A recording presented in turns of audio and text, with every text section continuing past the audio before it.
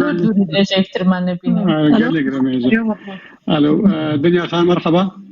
مرحبا کاکەگیان. چاو توش بەخێر بێی. جارێکی تر بەڕێز بە خێراتری دکتۆر خانزاد ئەکەم سەرۆکی ئەنجومەنی خانمان گەلێک سوپاس بۆ ئەوەی کە وەختی خۆت تەرخان کردووە بەشداری ئەو مناقەشەی ئێمە بووی. هەروەها جارێکی تر بە خێراتنی بارخان دەکەم. بارعەلی سپاس بۆ ئەوەی کە وەختی خۆت تەرخان کرد. بارخان ناسراوە هەم توێژەرەوە هەم لە ڕێکخراوی گەشە پێدانی مرۆیی کار دەکات. دنیا مەردان زۆر بەخێر بێی هەرچەندە مچاور نابینی. زۆر باشە چۆی تۆ پێت باش بێ. دنیاخانی مامۆستای زانکۆ لە ڕێکخراوی ئینتەرنیوز هەروەها دکتۆر نایناکەی تۆش بەخێر بێی سەرچاو هەم مامۆستای زانکۆ هەم توێژەرە لە ئینستیتوی توێژینەوە گەشە پێدان IRDK. زۆر خۆشحاڵم کە توانیمانەوە بەیەکەوە لە سەر یەک سەفحە کۆبینەوە. لە ڕاستیدا ئەوە یەکێک لە پرۆگرامەکانی ئینستیتوی توێژینەوە گەشە پێدانە بەردەوام کاری تیا دەکەین و لەوانەیە لای بەهارخان و دنیاخان شتێکی شاراوە نەبێت بە تایبەتی دنیاخان ماوەیەکی زۆریش هاوکاری ئێمە بوو و چەند توێژینەوەیەکی زۆر باشی لەسەر ئاستی کوردستان و هەولێر لەسەر ئەم مەسەلە و هەندێک مەسەلەی تریش ئەنجامدا. بەڕێز دکتۆر ناریناکەی هەر بۆ خۆی لە بنیانەرانی ئەنستۆکەیە لەگەڵ ئێمە و بەڕێوەبەری پرۆگرامی پەروەردەشە لە ئەنستۆی توێژینەوە گەشە پێدان و سەرپەرشتی و یان مدیری ئەکادمی ئەنستۆکەشە. دەمێک ئێمە دەمانەویست ئەوەی ئێستا دەماوێت بڵێن تاقیەکەم وەکو مناقەشە پێشی ئەو ئەزمەی کۆڕۆنا لە ئەنستۆ بکەین. ئەرێمە پێشەکی پێم وایە هەموو جارە بێ ئەوەی کە قسەکەم مای بکاتەوە دوای مایکام داخین تا ئەو دەنگە تێکەڵ نەبن لامان. ئێمە دوێنێ خراپمان بەسەر هەر لەگەڵ دکتۆر کاوە شاکر لەسەر ئەو دەنگ تێکەڵ بوونانە. هەدەفی ئێمە لەو چاوپێکەوتنە لەو مێزگردا تەواوکردنی کاری ئەنستۆکەیە لەسەر متابعەکردنی دۆخی ئافرەتانی کوردستان بە تەمان کێشە سەرەکیەکانیان.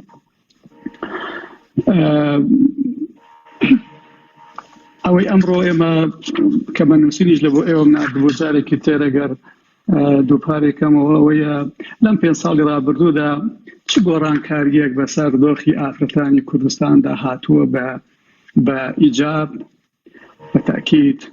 پێشکەوتنی زۆر تێدایە بەڵام هەندێک پێشکەوتن هەیە دەبێ دیراسە بکرێ بوترێ و بۆ ئەوەی پەرەی پێ بدرێ بۆ ئەوەی گەشەی پێ بدرێت. و سەلبیاتیشی ئەگەر هەبێت سەلبیاتی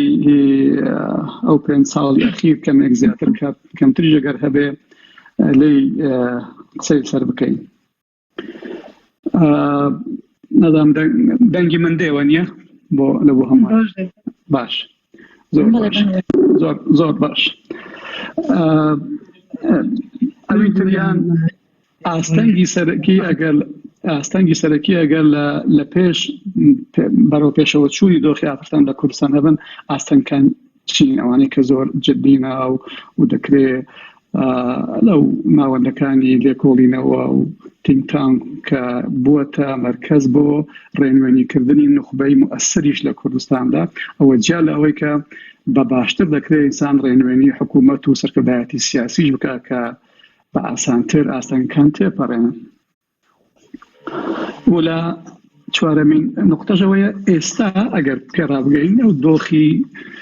تەنگ و چەڵەمەی تەندروستی جیهانی لەسەر ئافرەتانی کوردستان تەسەوڕ دەکەن چ کێشەیەکی نوێ بخاتە ناو کۆمەڵگای کوردستان. جاگەر لە خاڵ یەکەمەوە دەست پێ بکەین ئەو گۆڕانکاریە باشانەی کە بوون و سەلبیاتیش حەزەکەم لە بەڕێز دکتۆر خانزادەوە دەست پێ بکەم کە ئەم لە مرکزێکی ڕسمی حکوومیەکە بە تاکید داتا و زانیاری زۆریان دەبێت لە پێش بێت. زۆر سوپاس پێشەکی زۆر سوپاس بۆ ئەو سیمینارە ئەو دیدارە و لەو کات و ساتە بەڕاستی و هەروەها ڕێز و سڵام بۆ هەموو هەواڵان هەیە ئەوانەی بەشدار بوون هەموو بەڕێزان لەو چەند ساڵی ئەخیرەی دەنگم دێ کاکسەرۆ باش چونکە من دەنگی تکەم جێ لێ دەبیتەوە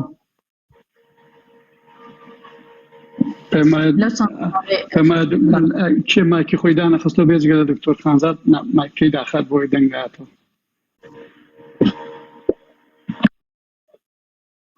زۆر باش ئەوەی ئەگەر بێن و باسی هەرێمی کوردستان بکەین لەبەرەوە ئێمە هەرێمێکی لەناو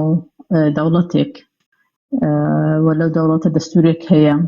کە زۆربەی یاساکان ڕەبتی بەو دەستوری یاخود نابی بابلێن مخالفەی ئەو دەستورەوە بکاتن بۆیە یەکێک لە ئاستەنگە هەرە گەورەکان ئەوەن بەڵام ڕەخمی ئەوەش ئەوەی کە جێ خۆشحاڵیە تا ڕادەیەکی باش دەسەڵاتی سیاسی و ئەو عەقڵیەتەی کە لە بەڕێوەبردنی هەرێمی کوردستاندا هەبووە لەو چەند ساڵی دواییە گۆڕانکاریەکی پۆزیتیڤانەی کردیە لە هەندێک تەشریعات لەناو قەوس جارێکە تەئکید دەکەم وەکو تەشریعات ئەگەر بەراورد بکەین لەگەر دەوڵەتانی دەوروبەر یاخود حتا لەگەر مەرکەز وەکو بەغدا ئێمە لە زۆر تەشریعاتی کە پەیوەستە بە ژن و بواری ژن گۆڕانکاری باشمان کردیە و هەموارکردنی یاساکان بە پۆزیتیڤانە ڕۆیشتین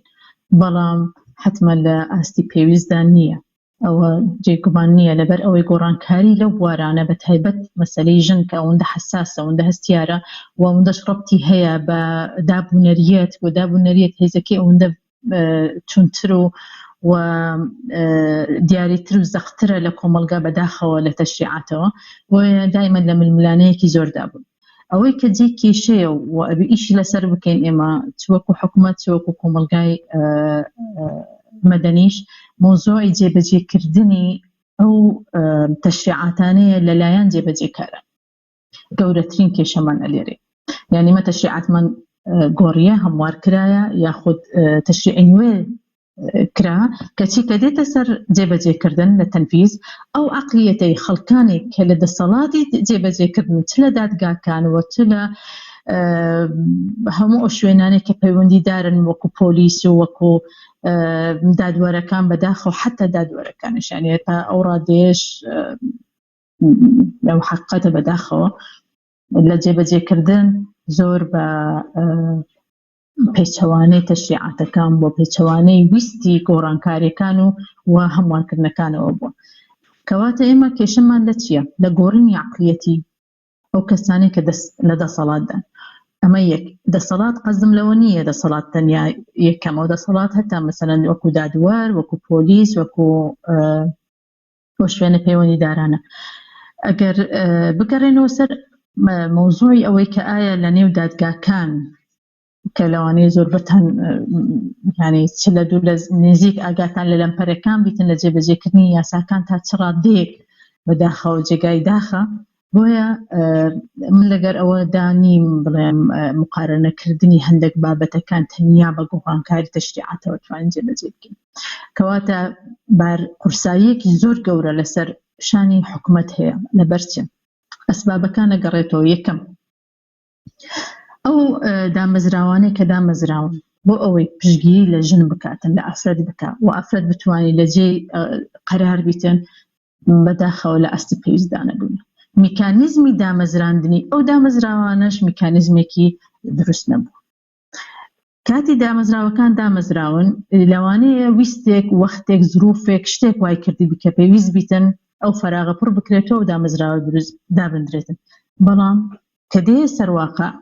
ئەو دامەزراوانە بوون نمونەوەی من لێم ئەنجومەنەی باڵای خانە کاروباری خانمان ناوێکی زۆر گەورە تایتڵێکی زۆر مهم و ڕەبتێکی مباشر بە ئەصحاب السوڵتە و ئەوانەی کە قەرار بەدەستن بەڵام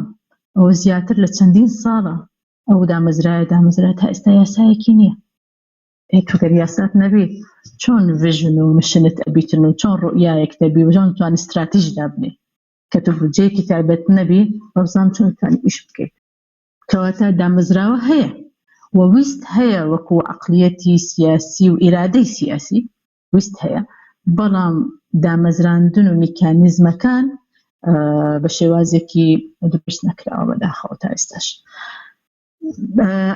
ینی نازانم ئەگەر دەتوانم باسی ئاستەنگەکانیش بکەم کاکسەرۆ یان دەتەوێت باسی ڕۆ ئیجابیەکان بکەین؟ ئاستەنگەکانیش باسکەی وەڵا لە یەک دوو دەقەدا دەدوای دێنەوە سەری. بەڵێ لەو چەند ساڵی ئەخیرەی ئەوەی کە گۆڕانکاری بۆ یاخود غێر مباشریش تەئسیری هەبووە مۆزوعی تەشریعی قانونی ڕقم 5 کەمینەکان بووە. ڕاستە لەوانەیە مباشرەتەن عیلاقەی بەژنی بەڵام نەڕێن زۆریش عیلاقەی بەژنەوە هەیە لەبەرەوەی بەداخەوە لەو یعنی بوتە سیلاحی ئەو سەردەما ژن بەکارهێنان وەکو چەکێک و توندوتیژی بەرامبەرکردنیان توندوتیژی سێکسی و هەروەها وەکو چەکێکی شەڕ بەکارهاتن ژن ئەوەندە چەوسایتەوە بۆ دەرەجەی ئێمە لە چ عەسرێکین و باس چ پێشوکەوتن و چ تەشریعاتی بکەین لە بەرامبەر چ لە واقع بینی ئەوە زۆر ئاستەنگێکی گەورە بووە. ئەو دانانی ئەو یاسای شتێکی باش بووە بەڵام ئەمش بێکەم و کورتی نییە ئەبێ دیسان هەموار بکرێتەوە دیسان بەسەردا بچینەوە بەسەر ئەم تەشریعاتانە ئەگەر ئیرادەیەکی حەقیقی هەبی بۆ گۆڕانکاریکردن و ڕێزگرتن لە پێگەیژن ڕێزگرتن نارم هیچ شتێکی تری بدەن تەنیا وەکو مرۆڤێک ڕێزی لێ بگیرێ و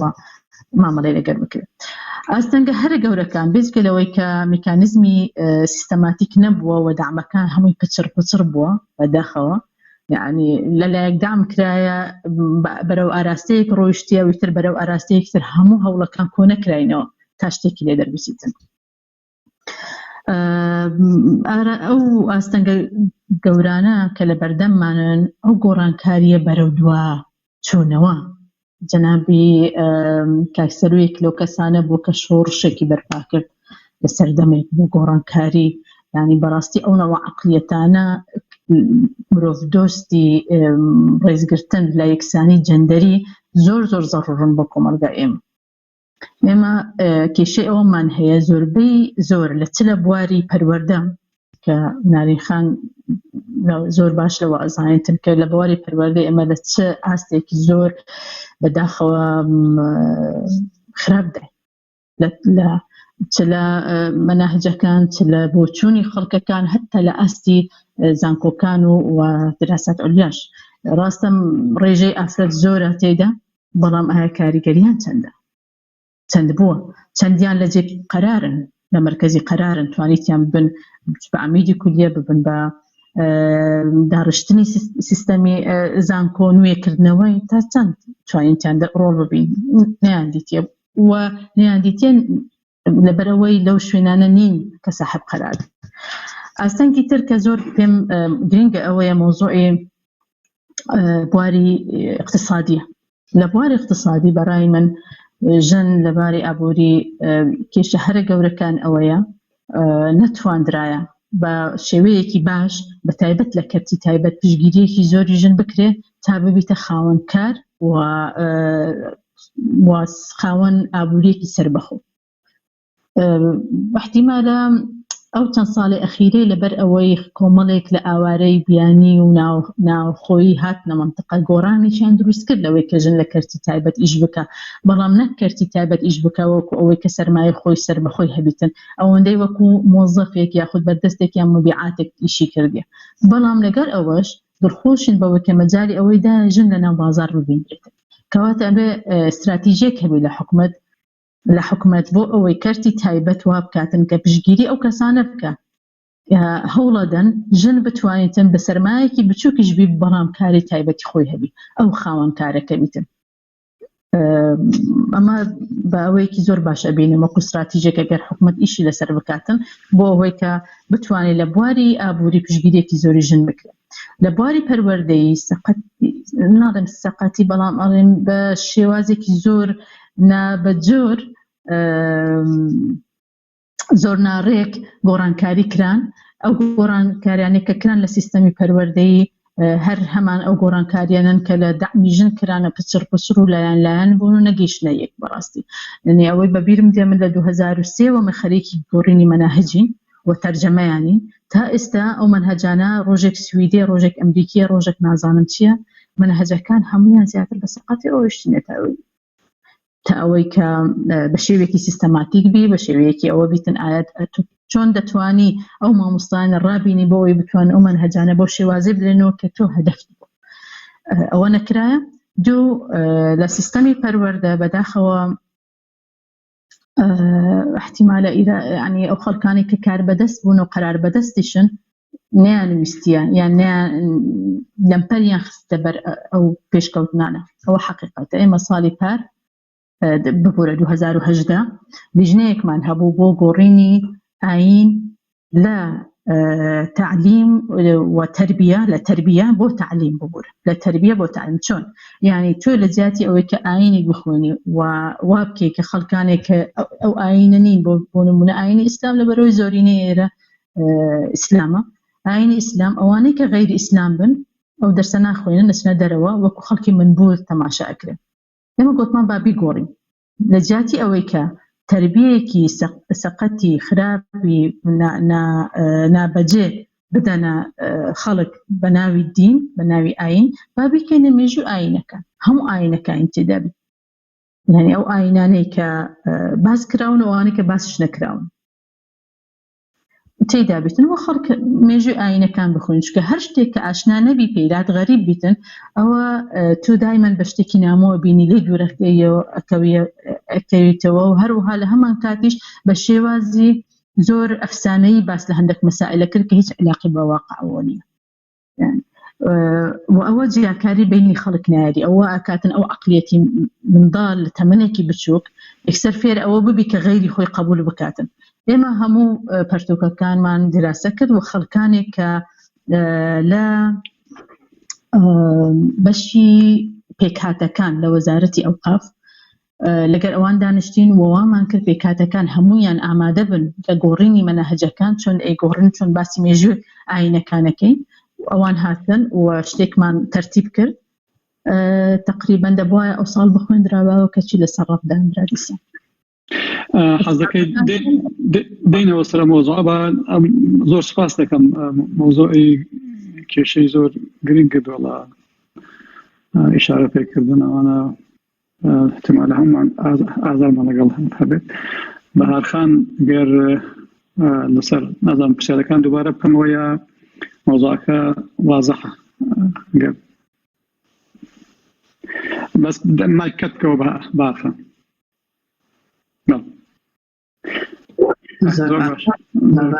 کاتتان باش هەموو لایەکی وادارم هەموو ساغ و سەلامەت بن سپاس بۆ کاک سەرۆ بۆ ئینستیتیوتی IRDK کە ینی ئەم فرسەتی ڕەخسان هەم بە هاوڕێیان شاد گفتوگۆیەک بکەین هەمیش لەم بارودۆخەنا هەمواری کۆرۆنا و تەسیری ئەمە پێم وایە لە ڕووی دەرونیشەوە دەرچوونێکە بۆمان لەو جەوە سیاسە تۆزێک دوورکەوینەوە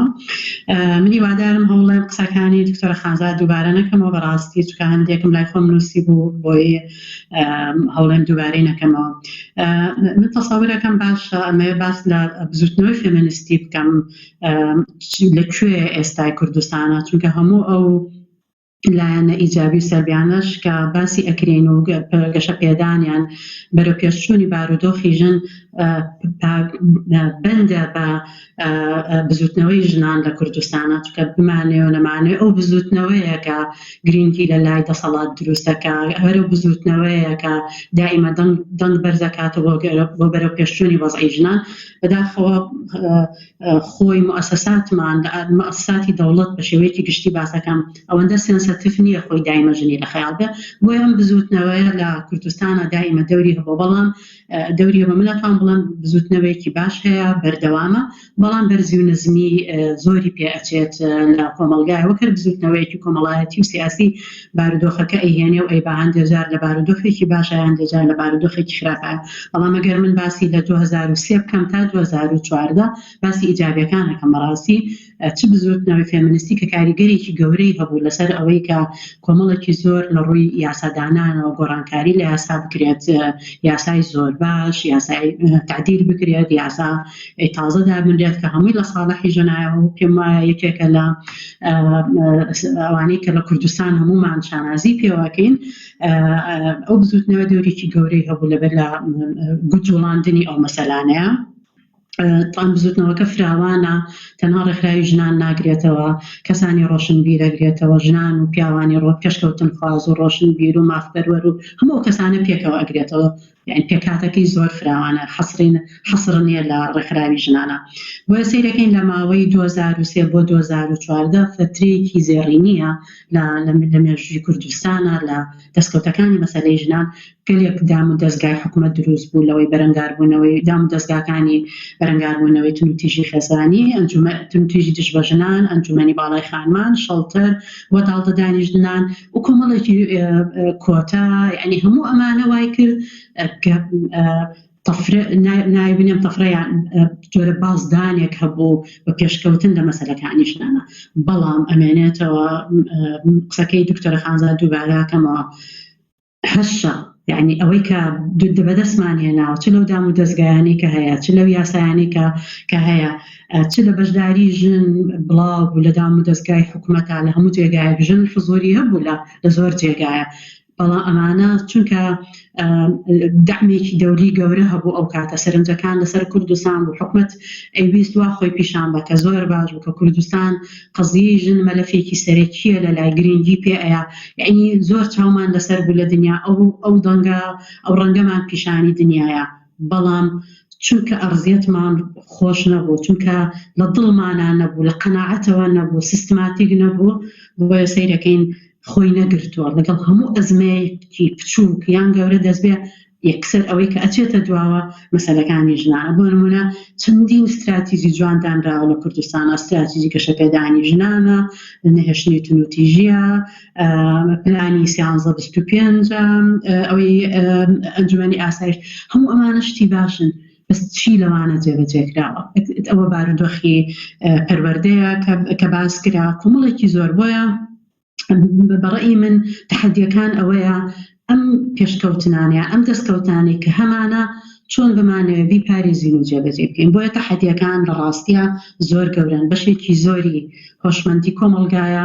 لەم ئەزمەی کۆڕۆناشا بۆمان دەرکەوت کە کۆمەلگا چەند ناهوشیارە، بۆمان دەرکەوت کە چەند ئیش نەکراوە لەسەر هوشیارکردنەوەی کۆمەلگا، چەند محیتەکەمان لەسەر ئاستێکی نخبەی بچووک دەرنەچۆتە دەرەوە. بۆیە بەڕاستی هوشیاری کۆمەلگا ئەسنیشێکە لە تەحەدیەکان. مەسەلەی ئاین، تەدەخولی دین، تەدەخولی پیاوانی ئاینی لە کاروباری ڕۆژانەی خەڵک، لە کاروباری ژیان، لە کاروباری دەوڵەت یەکێکە لە تەحەدیە هەرە گەورەکان و زۆر بەداخەوە دەسەڵاتەکانمان بە شێوە فراوانەکەی باسەکان، چ مؤسساتی حکوومەتە، چ ئەحزابە، ئەوەی کە دەسەڵاتی هەیە ئەم دەوڵەت ئەم کوردستان ئەم هەرێمە ئەبا بەڕێوە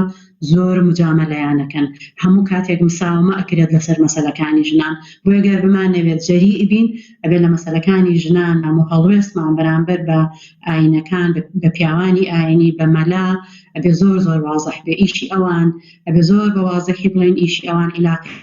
بەدین و مەسەلەی خوا و قیامەت و ئەو شتانەی ئەیانەوێ باسی بکەن بەبێ خەڵک بترسێنن. ئیشی ئەو نییە دەستێوەردان لە یاساکان بکە، ئیشی ئەو نییە دەستێوەردان لە ئیشی ڕێکخراوەکانی ژنان کە لە ماوەی ڕابردوو ئەو هەموو سوکایەتیە بە ژن کرا. بۆیە ئەڵێم ئەمە تەحەدیە گەورەکەیە. ئەو هەموو سوکایەتی لەلایەن مەلاکانەوە بە ژنان، بە ڕێکخراوی ژنان، بە چالاکوانان کرا. هیچ هەڵوێستێکی مباشرمان نەبینی بە دڵنی بەرز لەلایەن مؤسساتی حکوومەتەوە. ڕاستە چوینە پەرلەمان، چوینە لای وەزارەتی ئەوقاف، زۆر وعدیان پێیان، بێگومانم ئەنجومەنی خانمان هەمان شتیان کردو، بێگومانم زۆر کەسی تر کردوێتی، زۆر مزاهرەمان کرد، هەموو شتێکمان کرد، بەڵام بەسەریحی هیچ هەڵوێستێکمان لە حکوومەتەوە نەبینی کە قەزیەی ژن نیوەی کۆمەلگای لا مهمترە و لە 4-5 مەلای نەخوێندەوە. بۆیە بەڕاستی ئەوانە تەحەدیای گەورن. مؤسساتی دەوڵەت لە تەحەدیەکان باسێکم هەموو ئەو دام و دەستگایانی کە هەمانە لە کە بە تایبەتی ئەوانش کە تایبەتن بە مەسەلەی ژن، وەکو شەڵتەرەکانە، وەکو دام و دەستگاکانی وەزارەتی ناوخۆیە، ئەنجومەنی خانمان، هەموو ئەمانە ئەگەر بە شێوە فراوانەکە باسی بکەین تەحدیدی تعمیم ناکرێ، بەڵام بە شێوەیەکی فراوان باسیکەم ئایا وعی ئەو کەسانی لە بە قەزیی ژن و بە یەکسانی ژنان لەو هەموودام و دەستگایانە ئیشەکەن چەند بەرزە تاوان ئەمە ڕێکخراوەکانی کۆمەلگای مەدەنی شەگرێتەوە بە هەمان شێوە ڕێکخراوەکانی ژنانی شەگرێتەوە بەداخەوە یعنی کەوا ئەڵێن چەند وعی هەیە بە قەزیی ژن چەند قەناعەتی هەیە بەو قەزەی تایەتی چەندە تەدریب دراوە چەند پێکیان یعنی تەدریبی ستافی ئەوە ئەو مؤسساتانە زۆر گرنگە بە تایبەتی ئەوانەی کە خزمەتگوزاری پێشکەشەکەن لە شەڵتەرەکان لە ئەوانی دام و دەستگاکانی باڵین وەزارەتی ناوخۆ کە ئەوانە کۆنتاکتی مباشریان لەگەڵ خەڵک هەیە چەند مسلحن بە قەزیانە و قەناعەتیان لایە من لە هەموو نەتیجەی ئیشکردنمان لە نزیکیانەوە ناڵم ئەمێنێت و تعمیمی ناکەم بەس بەڕاستی کەم و کورتی زۆر هەیە بۆیە پێویستیان بە دەستێوەردانی بەردەوام هەیە لەلایەن حکوومەتەوە. دوو مەسەلەی شەڕی دوای داعش ئاکامەکانی شەڕی دوای داعش ئایا تا ئێستا وەرمان گرتووە بێجگە لە جانبە ئەمنیەکەی یعنی ئەوەی کە گرنگی پێدراوە لەلایەن کوردستانەوە لەلایەن حکوومەتەوە تەنها جانبە ئەمنیەکەیتی کە زۆر گرنگە پەیوەندی بە سەلامەتی ژیانی هەمومانەوە هەیە کۆڵیمان لەسەرەوە نیە لە دژی ئەوەنی بێگومان بەڵام ئایا لە ڕووی کۆمەڵایەتیەوە لە ڕووی پێکهاتەکانەوە لە ڕووی ئەوەی کە سەدان مناڵ لە نەتیجەی شەڕ و اغتیساب لەدایک بوون ئایا چیمان کردو بۆیان چۆن حیمایەیانەکەین ئایا ئەو مناڵانەی کە مناڵی ئێمەن لە کچی ئێمە بوون لە کچە کورد بوون کە ئێستا تیجارەتیان پێوە ئەکرێت لە هەتیوخانەکانی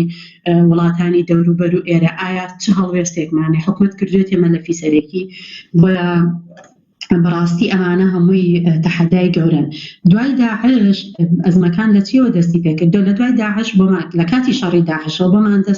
دەرکەوت کە چەند گرنگیدان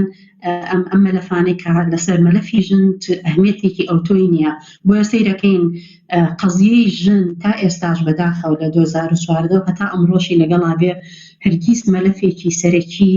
کاری نە حکوومەت نە ئەحزابی سیاسیە ئەنیکەوە ئەحزابی سیاسی بەشێکی گەورن لە حکوومەت تا ئێستاش تەنفیزی سەرەکی بڵین لە ڕێگەی حیزب مەبەستمانە حکوومەڵام ئەوان حکوومەت دیاریەکەن ئەوان وەزیر دیاریەکەن لەو جانبەی ئەڵم ئایا قەزیەی ژن مەلەفێکی سەرەکیە نە زۆر بەداخەوە زۆر هامشیە تەنانەت لە بەرنامەی حکوومەتە ڕاستە خاڵێکی زۆر بەهێز هاتووە زۆر هەمومان شانازی پێواکەین و ئەمەلی زۆر گەورەمان لەسەرداناوە دایمە بە حکومەت بڵێنەوە ئەمە خۆت ئەعلان کردووە بەڵام هەست ناکەم قەزیەی ژن گشتگیرە لەناو ئیشوکاری مؤسساتی حکومەتە کۆمەڵێک شت دروست کرا زۆر پەلەک بە معنای ئەوەی کە درەنگە بەڵام دراسی دروستکردنی نەکرا بوو بەباشی بۆی ئەو هەموو وحدەی جەندەری لە وەزارەتەکانە دروست کراوە سنتەری دراساتی جەندەری لە هەموو زانکۆکانە دروست کراوە بەڵام لە زۆریانە تا ئێستا یەک کەسەیە فۆکەڵ پۆینتە یعنی تا ئێستا مؤسسەیەکەیە ناوی هەیە بەس یەک شەخصە باشە ئایا چی بەرنامەیەکی حکوومەتیان پێم وایە دکتۆرە خانزاد ئەو کەسەیە کە بتوانێت ئەرکی سەرەکیەتی وەکو ئەنجومەنی خانمان کە بە دواداچوون بۆ ئەم مەسەلانە بکەن ئایا هەروە بمێنینەوە هەر بڵێن ئێمە جەندەری و نتمان هەیە ئەی چییە کاتان جەندەری و نتانە چەند کەسن چەند ئیحتیمامی پێ وەزارەتەکان چۆن تدریبی هیچ لەمانە زۆر کەم ئەبینێ تەعمیم ناکەم هەمووی بەڵام زۆر کەم ئەبینێ گرنگیدان یەکێک لە مەلەفە هەرە سەرێکیەکان ئێمە بمانەوێت قەزەی ژن بەرەو پێشەوە بین بەڕاستی گرنگیدانە بە ڕێکخراوەکانی ژنان ئەو ڕێکخراوانەی کە لەسەر مەلەفی ژنانی شەکەین بەس بەڕاستی نایبینین لە 2014ەوە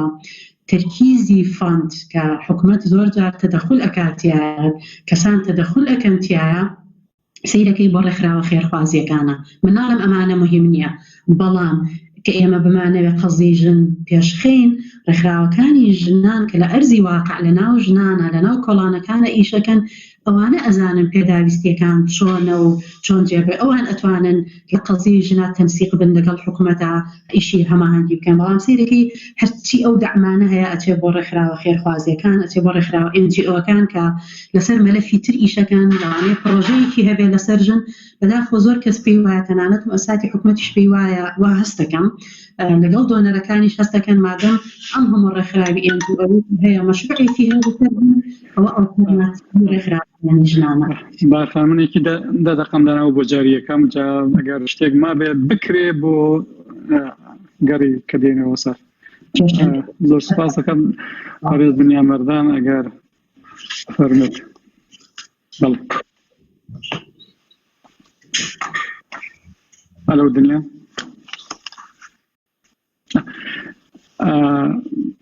الدنيا مدام فيما جل لدنجي يمانيا دكتور نارين فرمو جنابت نظام بشارة كان نوكم هو يا دنيا بخير بي باشا وجال دو مشايش الدبينيم پرسیارەکان نوێکەمەوە یا تۆ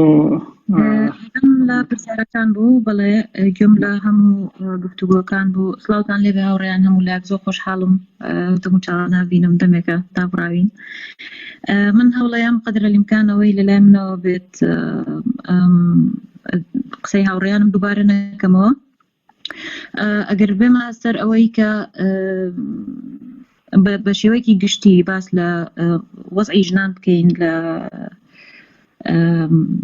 دنیا بە عاموە لە هەرێمی کوردستان بە تایبەتی لە هەموو شەڕ و ئەزمەیەکی سیاسی بێ اقتصادی بێ یاخود سەردەمانی جەنگە هەمیشە ژن باجدەری یەکەم و کەسی زەرەرمەندی یەکەم بووە لەگەڵ مناڵە لەناو ئەو کۆمەڵگەیە ئەوەی لە گۆڕانکاریانەی کە لە ساڵانی با بڵێین پێش وترا کراوە لە مەوزوعی ژنە جێی دەستخۆشیە کە کۆمەڵە یاسا و ڕێسا و یاسای تونوتیژی بەرەنگاربوونەوەی تونوتیژی خێزانی و کۆمەڵێک لە چالاکوان و کۆمەڵێک لە ژنان ڕۆڵی باشیان هەبوو دەوریان هەبووە لە بەرەو پێشبردننی هەر بوارێکی یاسایی یان تەشریعی بێت لەوەیە ناتوانین بڵین بە هەموو هینەکان تێکەڵ نەکەین ناتوانین بڵێن هیچ نەکراوە هاوڕام لەگەڵ هاوڕێیانمە بەڵێ شت کراوە بەڵام ئەوەی کە کراوە هەتاوەکو ئێستا ئەو داتانەی کە ئێمە چۆکو چالاکوان چوەکو بواری خوێندنی باڵا چوەکو کەسانی هاوڵاتی خەمخۆری ئەم وڵاتە کە بەردەستمان کەوتبێ ئەم داتانە چین کە ساڵ بە ساڵ لە زیادبوونان کاتێککە دێتە سەر مەسەلەی تونوتیژی ژنان ئێمە لەوەتەی لە عێراقا کە لە یاسای بەرەنگار بوونەوەی تونوتیژی خێزانی کەوتۆتە بواری جێبەجێکردنەوە بەڵام بەهۆی ئەو ئەسبابانەی کە ئەو ڕێگریانەی کە خات و دکتۆرە خانزاد و بە هەرخانیش باسییان کرد لایەنی جێبەجێکار کێیە حاکمێکە کە باوەڕی بە قەزیەکە نییە چالکوانێکە یاخود پۆلیسێکە لەبەر دەرگایە کە ژنێک تونوتیژی لێکرێ و پەنای بۆ ئەبا هەر خۆی پۆلیسەکە تونوتیژیەکی ترەکە بەرامبەر بە ژنە یاخود کە ئەڕاتە شێڵتەرەکەەوە لەبەر هۆکاری ئەوەی کە ژنێک یاخود کارمەندێک یاخود ئیتر ژن بیان پیاو بێ کە زۆربینەی وەخت لە شێڵتەرەکانە هەر ژنانن کە ئیدارە و جێکار و کاروباری شێڵتەرەکانە من بەڕێوە هەر ئەوانن بۆ خۆیان تونوتیژیەکە بەرامبەر گەر قسەت لەبیر نەبەمەوە تکنیکیمان پێوان دەڵێ کامێرەی دنیاخان و دکتۆر نارین زۆر ئەوە نییە زۆر دقیق نیە دەنگ باشە بەس کامێرەکانتان کەمێ تەنزیم کە ئەگەر من وەڵاهی لەسەربانم کاکەی سەربان ئێستای ناکە ئێستا باشە ئێستا باشە زۆر باشە ئەم موقعەیە دەست خۆش زۆر باش نیە داوام بەردەوامە باسی ئەومە کرد کە بەڵێ ئەو تونوتیژیانەی کە پەنابن چ بۆ یاسا بێت چ بۆ لایەنی پەیوەندیدار بێ ئەو کەیسانی تونوتیژی دیسانەوە دووچاری حاڵەتی تری تونوتیژی و دووبارە و سێبارە و چواربارە ئەبێتەوە من نامەوێ قسەکان دووبارە بکەمەوە بەڵام بەهارخان شتێکی بەبیرهێناینەوە ئەو تونوتیژیانی کە ژنانی کەن بەرامبەر بە عفوان ئەو تونوتیژیانی کە مەلاکانی کەن بەرامبەر بە ژنان لە کەناڵەکانی ڕاگەیانەوە بێ لەسەر ئەرزی واقع بێ لە مینبەری مزگەوتەکانیانەوە بێ ئەمە زۆر ڕاستە بەڵام حکوومەت چی بەرپەرزانەوەیکی کردووە بۆ ئەوە چەند من ئاگام لێیە و بە هەرخان ڕەنگە هەر خۆی مباشر لەناو زۆر لە ئەو هاوکارانەمانە بوو لەگەڵ ئەو هاوکارانەمانە بوون کە لەناو قەزیانە بوون کە چوونەتە بەر دادگا بەردەم دەرگای دادگا و بەڵام بە دڵساردی گەڕاونەتەوە ئەمانە بۆچی حکوومەت بۆچی زیاتر پاڵپشت لە بیر و بۆچوونی مەلاکانەکە وەک لەوەی کە ئەو قانون و تەشریعی کە بۆ خۆی دەستی هەبووە لە هەموارکردنیا ئێستا پاشەکشەی لێکا و زیاتر با بڵێن بەدیوە بیر و باوەڕ کۆمەڵایەتیەکە بڕوە. بۆیە ئەگەر من زۆر بە کورتی بیری بۆ چوونی من لەوا بێت کە ئێمە پێویستمان بەوەیە کە حکوومەت وە لەگەڵ ڕێکخراوەکانی کۆمەڵگەی مەدەنی بەڕاستی زۆر تون و تۆڵتر پێکەوە هاوکار بن وە پێکەوە کار بکەن لەبەرەوەی ئەو ڕێگریانە یاخود ئەو چاڵنجانەی کە هەر لەسەر ئەرزی واقع ڕێکخراوەکانی ژنان لە هەموو جیهەتێکی تر و لە هەموو لایەنێکی تر باشتر ئاگیان لێتی و زیاتر ئیلتیماسیانێ بۆ مۆزوعەکان. و ئەگەر بێت و بڵین حکوومەت و ڕێکخراوەکانی کۆمەڵگەی مەدەنی بە تایبەتی ڕێکخراوەکانی ژنان لەکوێ کار لەسەر ئەم ئیشانە بکەن، منەڵێم لە پەروەردە و لە مەسەلەی وشارکردنەوەی کۆمەڵگە. ئەو وشارکردنەوەیە زۆر جار ئێمە مەلایەکە تاکە نەفرێکە دیسانەوە گەڕێنەوە سەر مەلاکان لەبەرەوەی بەڕاستی کاریگەریەکی زۆر نەگەتیڤ و نەرێنیانیان هەیە بەسەر تاکەکانی کۆمەڵگەوە و بەجیوێکی تریشا وشاری کۆمەڵگە لە میدیاشە بەدەرەکەوێ لەو پەروەردە کۆمەڵایەتی کە تۆ تاکەکان هەڵە سەنگێنی لە پۆستێکی سەر سۆشیال میدیا کە ئەیبینی. ئەوەی کە وابزانێکێک لە خاڵەکان کاکسەر و ئەو بوو کە وەزعی ئێستای ژنان چییە. ئەگەر بین دابەشی ئەو من لە بە بۆچوونی خۆمەگەر هەڵم ڕاستم بکەنەوە ئەگەر بین وەزعی ژنان ئێستا باس بکەین پێویستمان بە دابشکردنێکە کلاسیفیکیشنێکە بۆ حاڵی ژنانیا ئەو ژنانی کە بۆ نمونە ژنانی خاوەنکار یا ژنانی بێکار یان ژنانی کە بێکار و بێ دەرامەتن یان ئەو ژنانی کە لە کەمپەکانن. ئەمە کێشەیەکی زۆر گەورەیە کە لە ساڵانی ڕابردووە هەتاوەکو ئێستا بەشێکی هەرە زۆری ئەحتیمامی ڕێکخراوەکان هەمووی بۆ ئەو لایە نەبووە لەبەرەوەی وێڕای ئەو هەموو کاریگەری و تاڵنجە ئابووری و کۆمەڵایەتی و سیاسی و تەندروستی و خێزانیەی کە ئەو ژنانە لەو کەمپانەیە هەیانە بێدەرامەتی لە هەموو ڕوویەکەوە وێڕای ئەوەش دووچاری توندوتیژی فیزیکی ئەبنە و دەستدرێژی سەکسیان بەرامبەرەکرێ چر لە ڕووی لەناو خێزانەکانی خۆیانە یاخود لەناو ئەو کارمەند و کاربەدەستانی کە لەناو کامپەکانە کارەکەن. هەر داتای هەفتەی ڕابردوو ئەوە بۆ کلێکێک لە کەمپەکانی دیپەگا لەسەرەوەی کە پیاوان کەوتونەتە ماڵەوە و ئیتر بەم ناوەزعەیەش هەر بێژن باجەکەی بدا کاگرا بێ ئیش بووە لە ماڵەوە لە ناو کەمپەکەیە لە یەک دوو کۆڵانی کەمپەکەیە بووە بە شەڕ و ئاژاوە و 7 کەس بەرتەقە و تەنانەت ئاسایشیش نەیتوانی و کۆنترۆڵیان بکە. ئەمە بۆ لەبەرەوەی نەفسیەتی ئەم پیاوەیە نەفسیەتی ئەم تاکە کەسە لە ناو خێزانێکە نالەبار و نادروست بۆ ئیترە بێ ژنەکە باجەکەی بدات. ینی کۆمەڵێ شتی تر هەن بەڕاستی بەس ئەوەی کە لە کوردستانە بەداخەوە داتایەکی مەلموس داتایەکی دۆکیومنت کراو کە دەری خات تەنها پێم وابێ لە بەڕێوەبەرایەتی تونوتیژی ئەگەر ساڵانە کاری خۆیان ئەکەن دەستخۆشیان لێەکەم بەڵام ئەمەش ناگاتە ئەوەی کە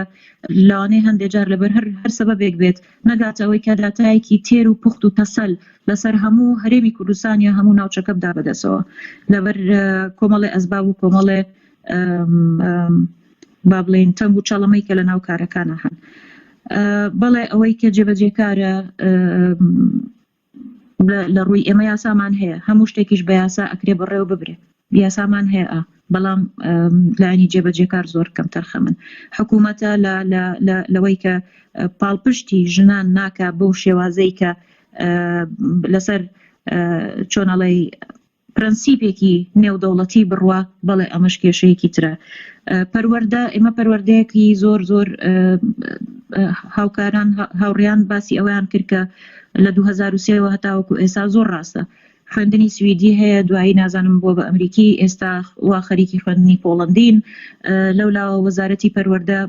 هەوڵی ئەوایە کە مەسەلەی خوێندنی سێکسی بخاتە ناو کەرکولم و بابەتی جەدوەلی ئەجەندای خوێندنەوە باشە ئۆکەی شتێکی زۆر چاکە بەڵام ئایا ئەمە تا چەند لەگەڵ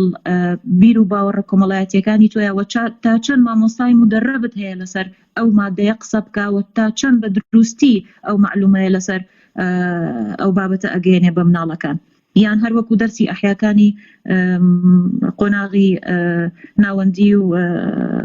ئامادەی کتێبەکە داخرێ و مامۆساڵێ لە ماڵەوە بۆ خۆتان بیخوێنن کە ئەمەش دیسانەوە ئەبێ بە کارەساتێکی تری گەورەتر. چونکە ئێمە دنیایەک ئێستا لەم سەردەمی سۆشیال میدیایە سەرچاوە زۆرن کە مناڵ بە ئاسانی دەستی بۆ بەرێکە کە لە پەروەردەکە وەکو ئێستا ئفلیجە نەک هەر ئەوەندە سەقەتتریش ببێت. بۆیە بەڕاستی بەڕای من پێویستەکە کە ئەو ڕێنوێنانەی کە حکوومەت چی بکە ئەوەیە کە زۆر لە نزیکەوە و زۆر بە وشیاریەوە تونتر لەگەڵ ڕێکخراوەکانی ژنانە پاڵپشتیان بێ بۆ گوێ بۆ داواکانیان بگرێ و نەک تەنها گوێگرتن و ئەوە بێت بەڵکو بەدەمیانەوە بچێت. دووەم مەسەلەی پەروەردە کە کارێکی زۆر جدیتیا بکرێەوە بەڕاستی خەڵکی پرۆفێشناڵ و خەڵکی شیاو لەو شوێنانەیەدا بنرێکە کە ساحب قرار بن. ئێمە جاری وا هەیە هەزار گلەییەکەی نەڵێن مەجال نایرێ بەژن بەڵام لەگەڵ ڕێزما من خۆم ژنم لە شوێن و هینی زۆر ئەوە شاکارەکەم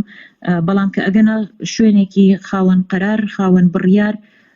سار دەبنەوە. ئایا لەبەر ئەوەی کە ئەو هەموو هجوومە کۆمەڵایەتیە ئەکرێتە سەریان یاخۆیان ژنەکانیش دیسانەوە بە شێوەیەک لە شێوەیەکی تر ئەبنەوە بە بابەت و مەتیریاڵی تونوتیژیەکی دەرونی کە ئاراستەیان نەکرێت. ئەمانە هەموو وابزانم کاتم تەواو بوو. کاتت تەواو بوو بەڵام ئەگەر شتێکی ماوەتەواوێکی جملەیەک ئەوە مشکلە نیە. هەر ئەوە بوو کە باس لە خاڵی ئەخیرم کە مەسەلەی وشیاری کۆمەڵایەتیە ئەگەر بخرێتە ئەجندا و کاری حکوومەتەوە بە جدیتر ئیشی لەسەر بکە بۆی تۆزێک لەو باوەڕ و نۆرمە کۆمەڵایەتیانە بەڕاستی تعدیل بکرێ کە هەیە لە ناومێشکی هاوڵاتی و تاکەکانی کۆمەڵگە و زۆر سپاس. دەست خۆش بێ دوایی لەگەڕی دووەم دادەین سەری دکتۆر ناوی ناکرێی بەو اعتبارێکە هاوکارین تۆم خستە ئەخیر فەرموو. منش دوباره سپاسان دەکەم بۆ ئەو دەرفەتە کە هەم لەم کەرەنتینە بە دیداری ئێوە شاد بووم هەمیش بتوانین هەندێک گفتگو لەسەر ئەو کێشە بکەین کە بەڕاستی دەبێ جێ هەلوێستەکردنە لەسەری دەبێ ڕۆژانە بابەتی گفتگو بێتن. هاوڕێیان زۆر بەوردی باسی پێشبەچوونەکان و باسی ئاستەنگەکانیان کرد زۆریان بۆ من نەهێشتەوە هاوڕام لەگەڵ هەمویان بە تاکید یاسا یعنی ئیش کرایە ئینسان بە ئینساف ئەگەر قسە بکرد ئیشێکی زۆر کرا بەڵام خەلەلەکە هەروەکو دکتۆر خانزاد و هاوڕێیانی تریش باسییان کرد کێشەکە لە جێبەجێکردن و میکانیزمی جێبەجێکردنی ئەو یاسایانەیە کە دەبێ ئیشی لەسەر بکرێت لەسەر ذهنیەتی ئەو کەسانەی کە دەبێ ئەو یاسایانە جێبەجێ بکەن. لاکی ترەوە پەروەردەیەکی کابڵێ سەقەتمان هەیە بەداخەوە دوای 30 ساڵ کە تەماشای منهەجی خوێندن دەکەی بە تایبەت لە پەروەردەی ئیسلامی و لە دەرسە کۆمەڵاتیەکان پرسپێکتیڤی جێندەری زۆر کەم دەرنەزەرگیرە. یعنی بۆ نمونە من ساڵێکی یارمەتی کوڕەکەم دەدا لە پۆلی نۆ بوو یەکێک لە نیشانەکانی ئاخر زەمان کە دنیا خراپ دەبیت ئەوان 15-20 خاڵیان نووسی بوو یەکێک لەوانە ئەو بوو کە ژن لە اقتصاد بە پێش پیاو دەکەویت. من هەر ڕۆژی دوای ئەو چوومە وەزارەت و لەگەڵ جەنابی وەزیر قسەم کرد و کۆپیەکەم بۆ نارد. خۆشبەختانە دوای چەند مانگێک گۆڕانکاری کرا و ئەو لاپەڕان دەستکاری کرد بەڵام کە تەماشای فەلسەفەی پەروەردە دەکەیت لەوێ باسی یەکسانی جەندەری و دینی و پێکهاتەی و نەتەوەی هەموو لەوێ زۆر بە جوانی نووسراوە بەس کە دێتە بۆری عەمەلیکردن هەر لە خودی منهەجەکەدا عەکسەکەی دەبینی. مامۆستای کە منهەجەکە دەڵێتەوە باوەڕی بەوە نییە لە جاتیەوە کە تەرکیز لە حتا ئەگەر منهەج گۆڕانکاریشی بەسەر هاتبیت مەسەڵەن مامۆستای پەروەردەی ئیسلامی هەیە لەسەر منهەج ناڕۆتن دێت بە کەیفی خۆی قسە دەکرد باسی قیامەت و نوێژ نەکردن و عەزابی خەڵکدان و من وەک دایکێک لە منداڵی خۆم بیستیە کە چۆن بە کەیفی خۆی دەرسی دینی دەڵێتەوە لە زانکۆکان بە هەمان شێوە هەر وەکو دکتۆرە خانزاد ئاماژەی پێدا ڕۆڵێکی وای نەبووە کە بتوانیتن خاوەنی بڕیار بیتن بتوانیت گۆڕانکاری پێویست بکەتن بۆیە ئەوانە هەموو کێشەنە و دەبێ ئیشی لەسەر بکرێت هەر تاکید بۆ قسەکانی هاوڕێیانم ئاماژە بە هەندێک داتا دەدەم کە درستە یاسامان هەیە لەسەر وەرەقە زۆر جوانیشە شانازیشی پێوە دەکەین و دەبی ئیش بکرێت کە بکەویتە باری جێبەجێکردن بەڵام هەندێک داتا هەیە کە بەڕاستی مەترسیدارە بۆ نمونە ڕێکخراوی UNFPA لە راپۆرتی 2018 باسی خەتەنەکردنی کچەکان دەکات بەس لە ساڵی 2018 15,000 کچ بەس ئەوانەی کە داتاکان تۆمار کراون چەندی تر کە تۆمار نەکراون ئەوانە لە جێ خۆی 15,000 کچ لە کوردستان خەتەنەکراون ئەوە بەراورد لەگەل هەموو عێراق ڕێژەیەکی زۆر بەرزترە هەمومان دەزانین ئەوە چ کارەسات بە دوای خۆ دەبینیت جگەلەوە کە مەشاکلی سێکسی بۆ ئافرەت دروست دەکات هەتا ژیانیان دەکەوێتە خەتەر تووشی خوێنڕێزی دەبن تووشی التهابات دەبن لە کاتی منداڵبوون تووشی مەشاکلی گەورە دەبن ئەوە سەرەڕای مەشاکلی نەفسی کە ئیستراب و PTSD لەگەڵ خۆی بینیتن کە هیچ پرۆگرامێکی وامان نەدیتیە بۆ ئەو کچانە یا ئەم ژنانە کە خەتەنەکراون ئیشیان بۆ بکرێت کە هەندێک لەو ئیسترابە دوور بکەونەوە یان عیلاج بکرێن هەر خانزاد خانیەکێک لە راپۆرتەکانی ئەنجومەنی باڵای خانمان 2015 لەسەر خەتەنەکردنی ئافرەتان ئەویش داتای زۆر مەترسیدار دەخەتەڕوو کە لە هەولێر دەڵێ 68% لە سلێمانی 6% و لە دوو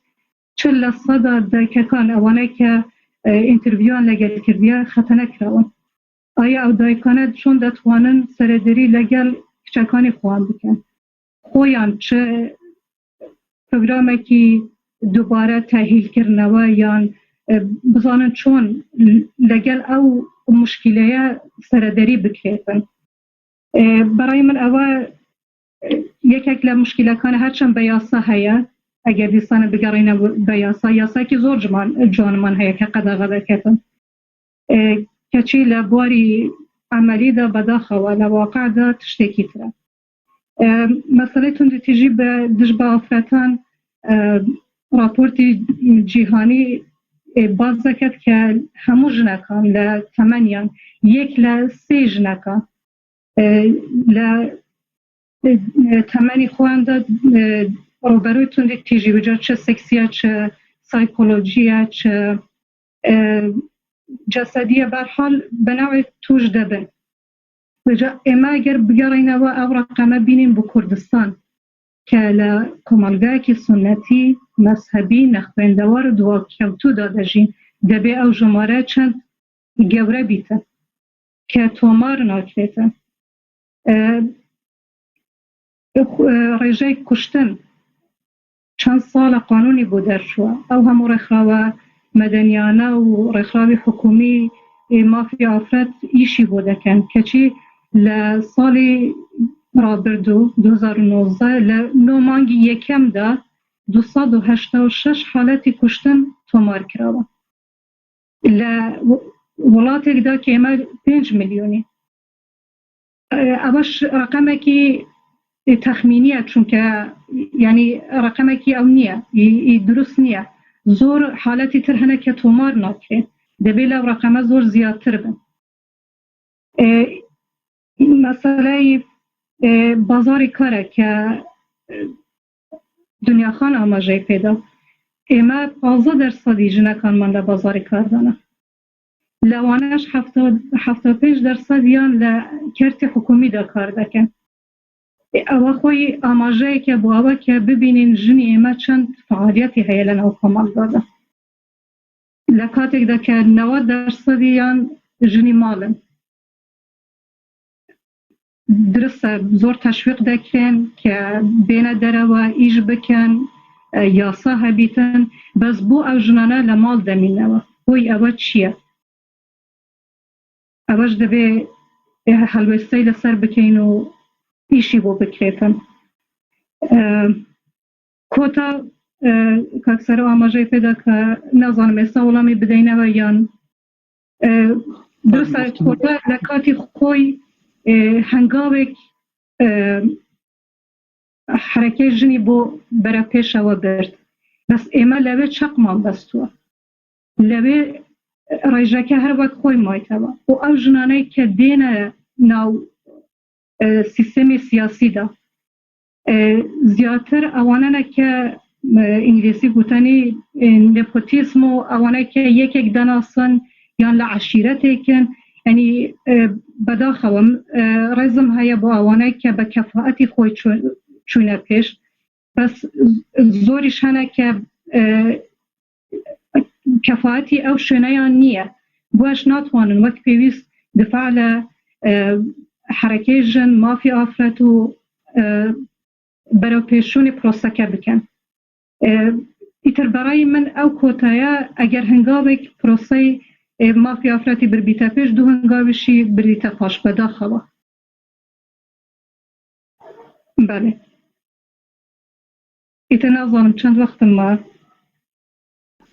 وەڵا وەخت تقریبا نیو دقە ماوە ئەنجا ئەگەر شتێک هەیە لە دوو جملە تەواویەکەی باشە ئەگەر نابمێنێ بۆ گەڕیدەوەم چۆنی زۆر سپاس وەڵا ئێوە کێشەی ئافرەت تەنیا کێشەی ئافرەتان بۆ خۆیان نییە کێشەی کۆمەڵگایە ئەو دیارە تا پیاوەکان ئەگەر بەقەدەر ژنان وشیار نەبن ئەو مەسەلەیە تێنەگەن ئەو کێشەیە چارەسەر نابێ. هەدەفی دنیاش بەگشتی هەموو وڵاتانی پێشکەوتوو کە مۆزوعیان چارەسەر کردووە باڵی ئەو کێشە تاریخیان ناوخۆیاندا چارەسەر کردووەوەی کە توانیویانە لە ڕێگەی ڕۆشنگەریەوە ئەو مەسەلەیە لە پیاوانش بگەیەنە کۆمەڵگا ئامادە بکەن بۆ ئەوەی کە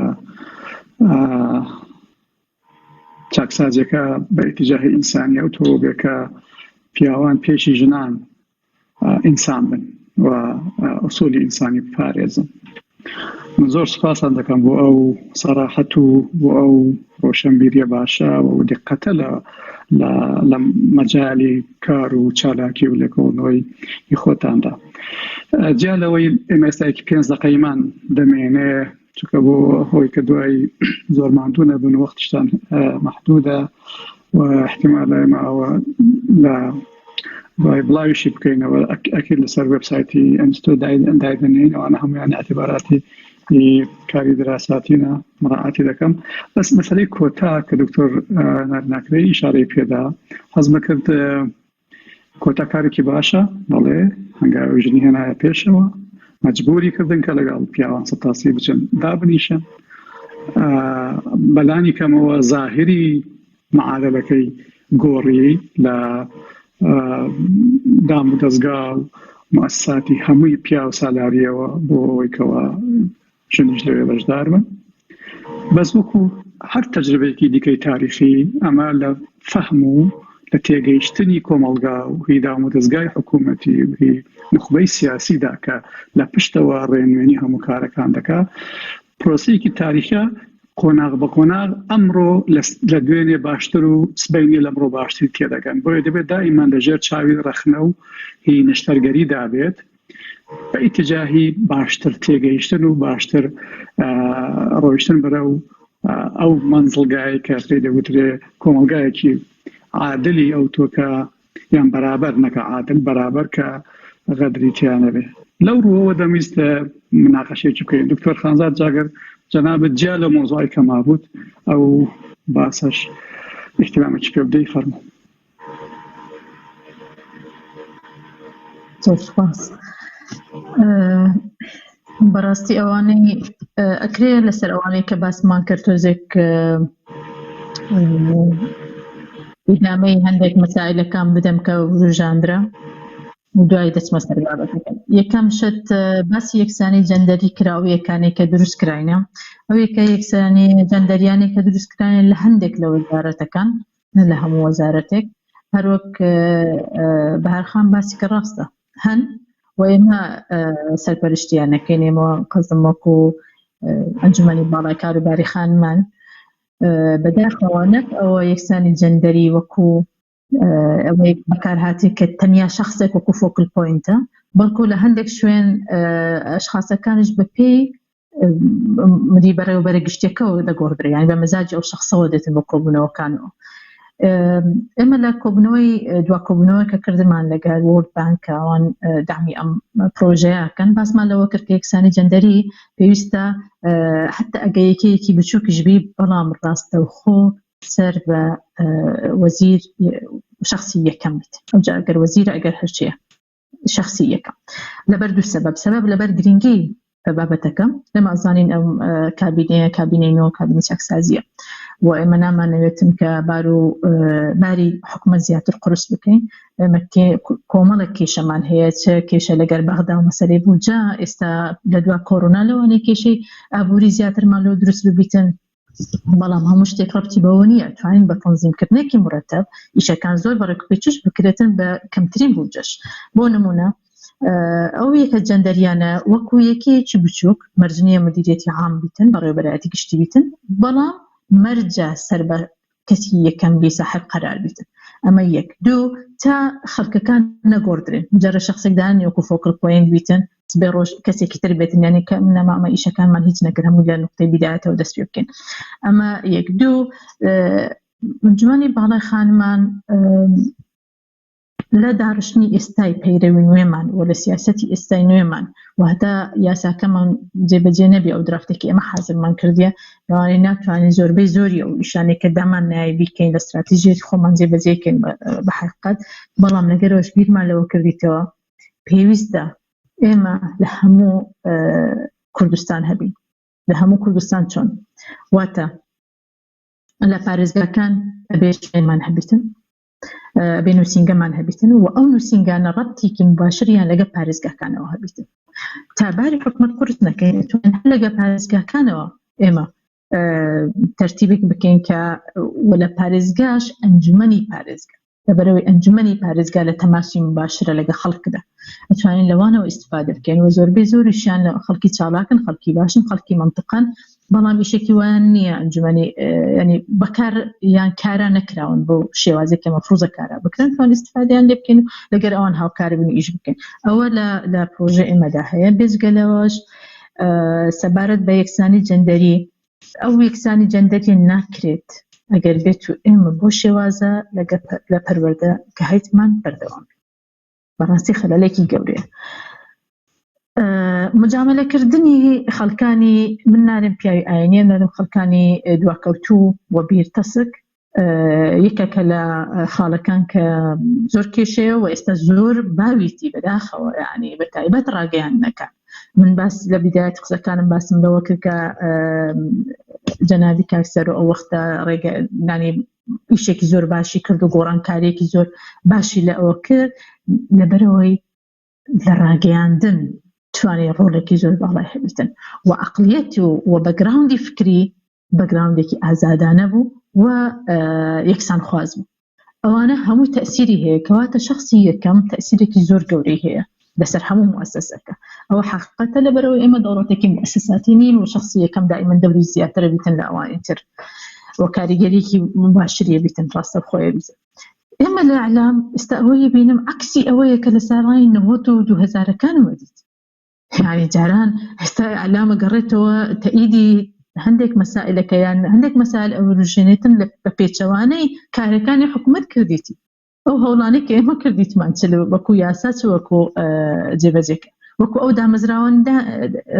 دامەزراوە کاروباری خانمانە ئەو بەڕێوەبەرای تونند و تیژە کە ئیشی زۆر باشەکەن و ڕۆڵێکی زۆر بەرز و باڵایان هەیە هەتا ئێستاش لە سەردەمی کۆرۆنا ئێمە زۆر لە تەماسین لەگەر بەڕێوەبەرایەتی گشتی تونند و تیژی لە وەزارەتی ناوخۆوە و ها لەگەر وەزارەتی کار و کاروباری کۆمەڵایەتیەوە ئێمە لە تەماسی باشرداین و ڕۆژانە لەگەرێک ئاگامان لێ لەبەرەوەی ئەو وەزە و ئەزمەی نوێی ئێستا کۆرۆنا دروست بووە شتێکی نوێیە کەواتە خۆ حەزرکردنێک نەبووە، احتیاطێک نەبوو بۆی کە کاتی ئەو وەزع بێتە پێش ئاسەنگەکان کە دێتە پێشمان چینەوە بێت چۆن چارەسەر بکرێت. بۆیە پێویستمان بۆ هەیە دائیمەن وەکو ژووری غرفی عملیات ژووری عملیات دائیمەن لە تەماسی بین لەو حاڵەتانە بێت چۆن تەسەڕوفکەن چی بکەین بەرامبەر بەو ژنانەی کە تووشی توندوتیژە بنەوە ژن ناوە و خێزان با بڵێن بەگشتی، چونکە ئەوە منداڵ و ئەوانەی کە بەتایبەت خوار و 18 ساڵش ئەگرێتەوە لە هەردوو ڕگەز. ئەوەی کە باسی لێوە نەکراوە فکریشی لێ نەکراوە لە دوای ئەوە ئیشی لەسەر بکەین باری دەرونی ژنانە و باری دەرونی خێزانە لە کاتی ئەو ئەزمانەی کە پێدێ دەبڕێن ئەو تەنگ و چەڵەمانە ئەو تەنگەژەیە کە ئەمە پێدا تێدە بەڕین. بەڕاستی ئەو بوارە هەر زۆر لەبیر کراوە، هەر احتیمامێکی ئەوەندەی پێ نەدراوە کە مەفروضە زۆریش پێ بێتە باری تەندروستی دەرونی ژن و منداڵ. مرۆڤ بەعام طبعاً، بەڵام ئێمە باس لە ژنانەکەین لەبەرەوە تەرکیزم لەسەرەوەیە. حکومەت پاڵپشتی لە ڕێکخراوەکانی ژنانە کات، بەڵام هەندێک جار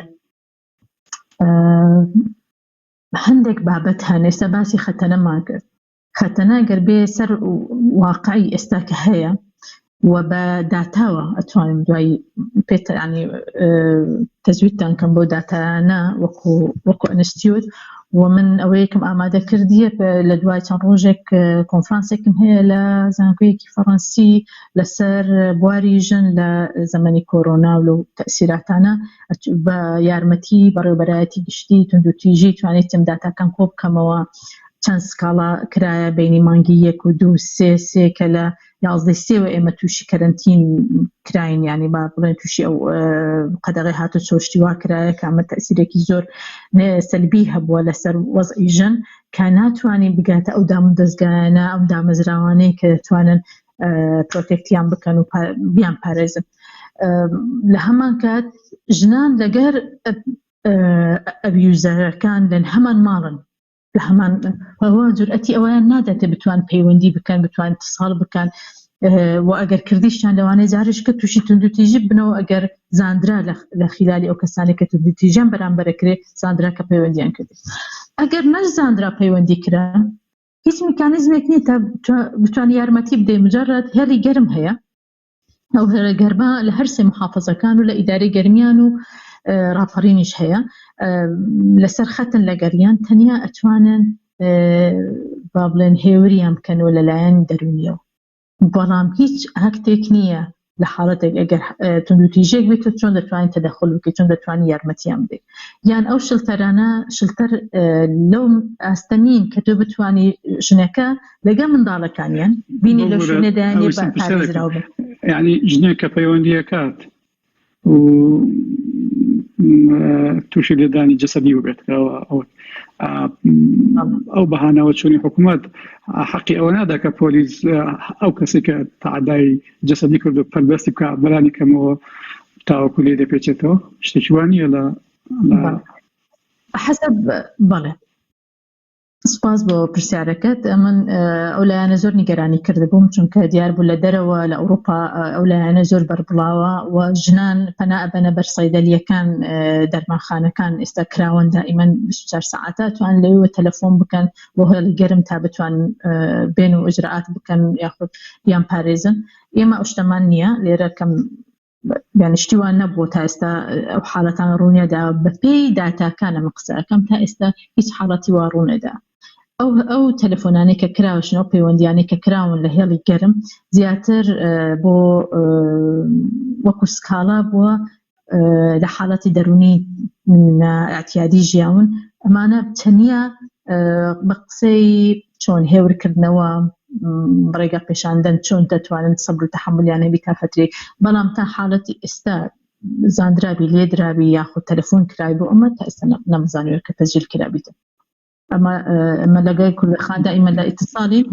حاڵەتێکی تر توندوتیژی بوو ژنێک بوو هەر کوردە بەڵام لە دەرەوەی کوردستان بوو ئەوەمان عیلاج کرد معالەجە کرا لەبەر ئەوەی ئەبیوزەرەکەی لە ناو کوردستان بوو، بەڵام حاڵەتەکانی تر تا ئێستا تێبەر نەکراون. داتاکان بۆ جەنابان لە نێرمی هەر سێمان زۆر سپاس لامە. بس خۆش ئەگەر کەمە بە خێرایی ئیشارە پێ بکەی بۆەوەی کە ببوورە یەکشتی تریش هەیە حەزمە کرد باسکەم لەو وەختەی لەوەتەی ئێمە لە قەیرانی لە ئەزمەی ئەوەی تەنگەژەی کۆرۆنا کۆڤید-19 ئەوەیە دیارە خەریکی ئەوە بوون کە بڕیارێک دەربکەن بۆ ئازادکردنی بەدکراوەکان. ئێمە وەکو کاروباری خانمان ئەنجومەنی باڵا و هەروەها لەگەر لایەنە پەیوەندیدارەکان لە پەیوەندیدا بووین و بە هیچ شێوەیەک ڕازی نەبوون. یەکەم شت داوامان لێکردن ئەگەر ئەم لیژنەیە پێک دێن ئێمە ئەمانەوێت نوێنەرمان لەناو ئەو لیژنەیە بیتن، چونکە ئێمە نامانەیە بە پاساوی ئەوەی کە زروفێکی غێراتیادی هەیە خەڵکانێک کە ژنکوژن و بە پاساوی ژنکوشتنەوە لە سزنەکانن یاخود بە توندوتیژی بەرامبەر بە ئافرەت و تحرشی سەکسیەوە لە زیندانەکانن بەر ئازاد بکرێن. خۆشبەختانەوە بە جواب هاتن و حکوومەت ئەو بەڵێنی بە ئێمەدا و تا ئەو ڕادەیەش کە ئەو کەسانی مەجموعی خەڵکێکن کە ئەو لێبرنە گشتیە نایەنگریتەوە، بەڵام ئەوی لای ئێمە مەبەست بوو ئەو خەڵکانن کە بەو تهمەیە لە ژوورن ئەوانە نابی لێبرنی گشتی بیانگریتەوە. ئەو وعدەمان پێدراوە لە حکوومەت و دیارە ئیشی لەسەرەکرێت تا ڕادەیە کە بە ڕسمیەوە ئێمە توانیتمان ئیعلانی بکەین ئەو هەواڵە بین نەخوارێ لە سایتەکانی خۆمان. باسی کۆتا کرا ئەگەر ڕوخسەت هەوی بەس شتێک لەسەر کۆتا باسەکەم. ڕاستە من لەگەر ئەوەم کە کۆتا شتێکی باشە، بەڵام کە بە باشی جێبەجێ نەبووە ئەسبابەکان بۆ چێگەڕێنەوە. ئەسبابەکان کە کاتی کۆتا لەسەر ئێمە فەرز کرا لەبەر ئەسبابی خارجی. واقعک نەبوو تێیدا خەڵ شتەکردن لە ناو خۆی پێ بگات و بگەینە ئەو قەناعەتێک کە کۆتا شەرتە مەرجە. ئەوە یەکێک لە سەبەبەکان بوو. دووەم ئەو ئاستەنگە گەورانی کە دەهاتە بەر ئەو ژنانە، ینی ئەگەر لەژێر میکرۆسکۆپیدا ئەندران و ژنانی کە لە پلەی تایبەتەکانە بوون هەر هەڵەیەکیان بەدە هەڵە پیاوە بەداخە، ینی ئەوەندە باس ئەکران، ئەوەندە ئەبوونە با بڵێن بەرچاوی کامیرەکان و خەڵک و وەڕەخنەوە تین و توانجی کەسانێک لە جیاتی ئەوەی کە پشتگیریان بکرێت، لە جیاتی کە ئەوەی کە هەوڵ بدرێ ژنانی تریش بێنە ئەو بوارە. عەقلیەتی ژن زۆربەی ژنان بەداخەوە کە دەگەنە ئەو پلۆپایانە یاخود هێشتانش نەگەیشتون لەبەر ئەوەی ڕازیکردنی هەندێک خەڵکانێکن کە بەدەستن بە تایبەت لە ئەحزابەکان وای کردیە ئەجندای ئەوان بگرنە بەر ئەجندای خاصی خۆیان نەبی وەکو مێینێت. ئەمەش کارێکی زۆر سەلبی هەبووە لە سەریان. بەڵام من لەگەر ئەوەم کە هەر شتێک تۆ بهێنی و بخێنە کۆمەلگای ببێ ئەوەی لە کۆمەلگایەکە هەڵق و ڕابیتن زۆر بە ئاسانی ناتوانێت پیادەی بکەیت و ڕۆلی خۆی بە ئیجابیانە ببینێتن. یەک شیترم هەبوو دەمەویست باسی لێ بکەم لەسەر پەروەردە بوو. پەروەردە ئێمە لە 2003ەوە ئێمە قەزمەوەی ئێمە ئەو کات وەزارەتی مافی مرۆڤ بووین بە هاوکاری یاخود بە لینک لەگەر وەزارەتی پەروەردەوە خەریکی گۆڕینی مەناهجەکان بووین کە یەکێک لە مەنهەجەکانی پەروەردەی مەدەنی civic of education کە هینامانە کوردستان ئێمە گۆڕیمان بە یارمەتیدانی ئەکسپێرتی کوردی خۆمان کوردستانی داخلی کە گۆڕیمان بەرنامەیەکی زۆر باش بوو، ئیشی باشمان لەسەر کرد. بەڵام گەورەترین کێشەکە دیسان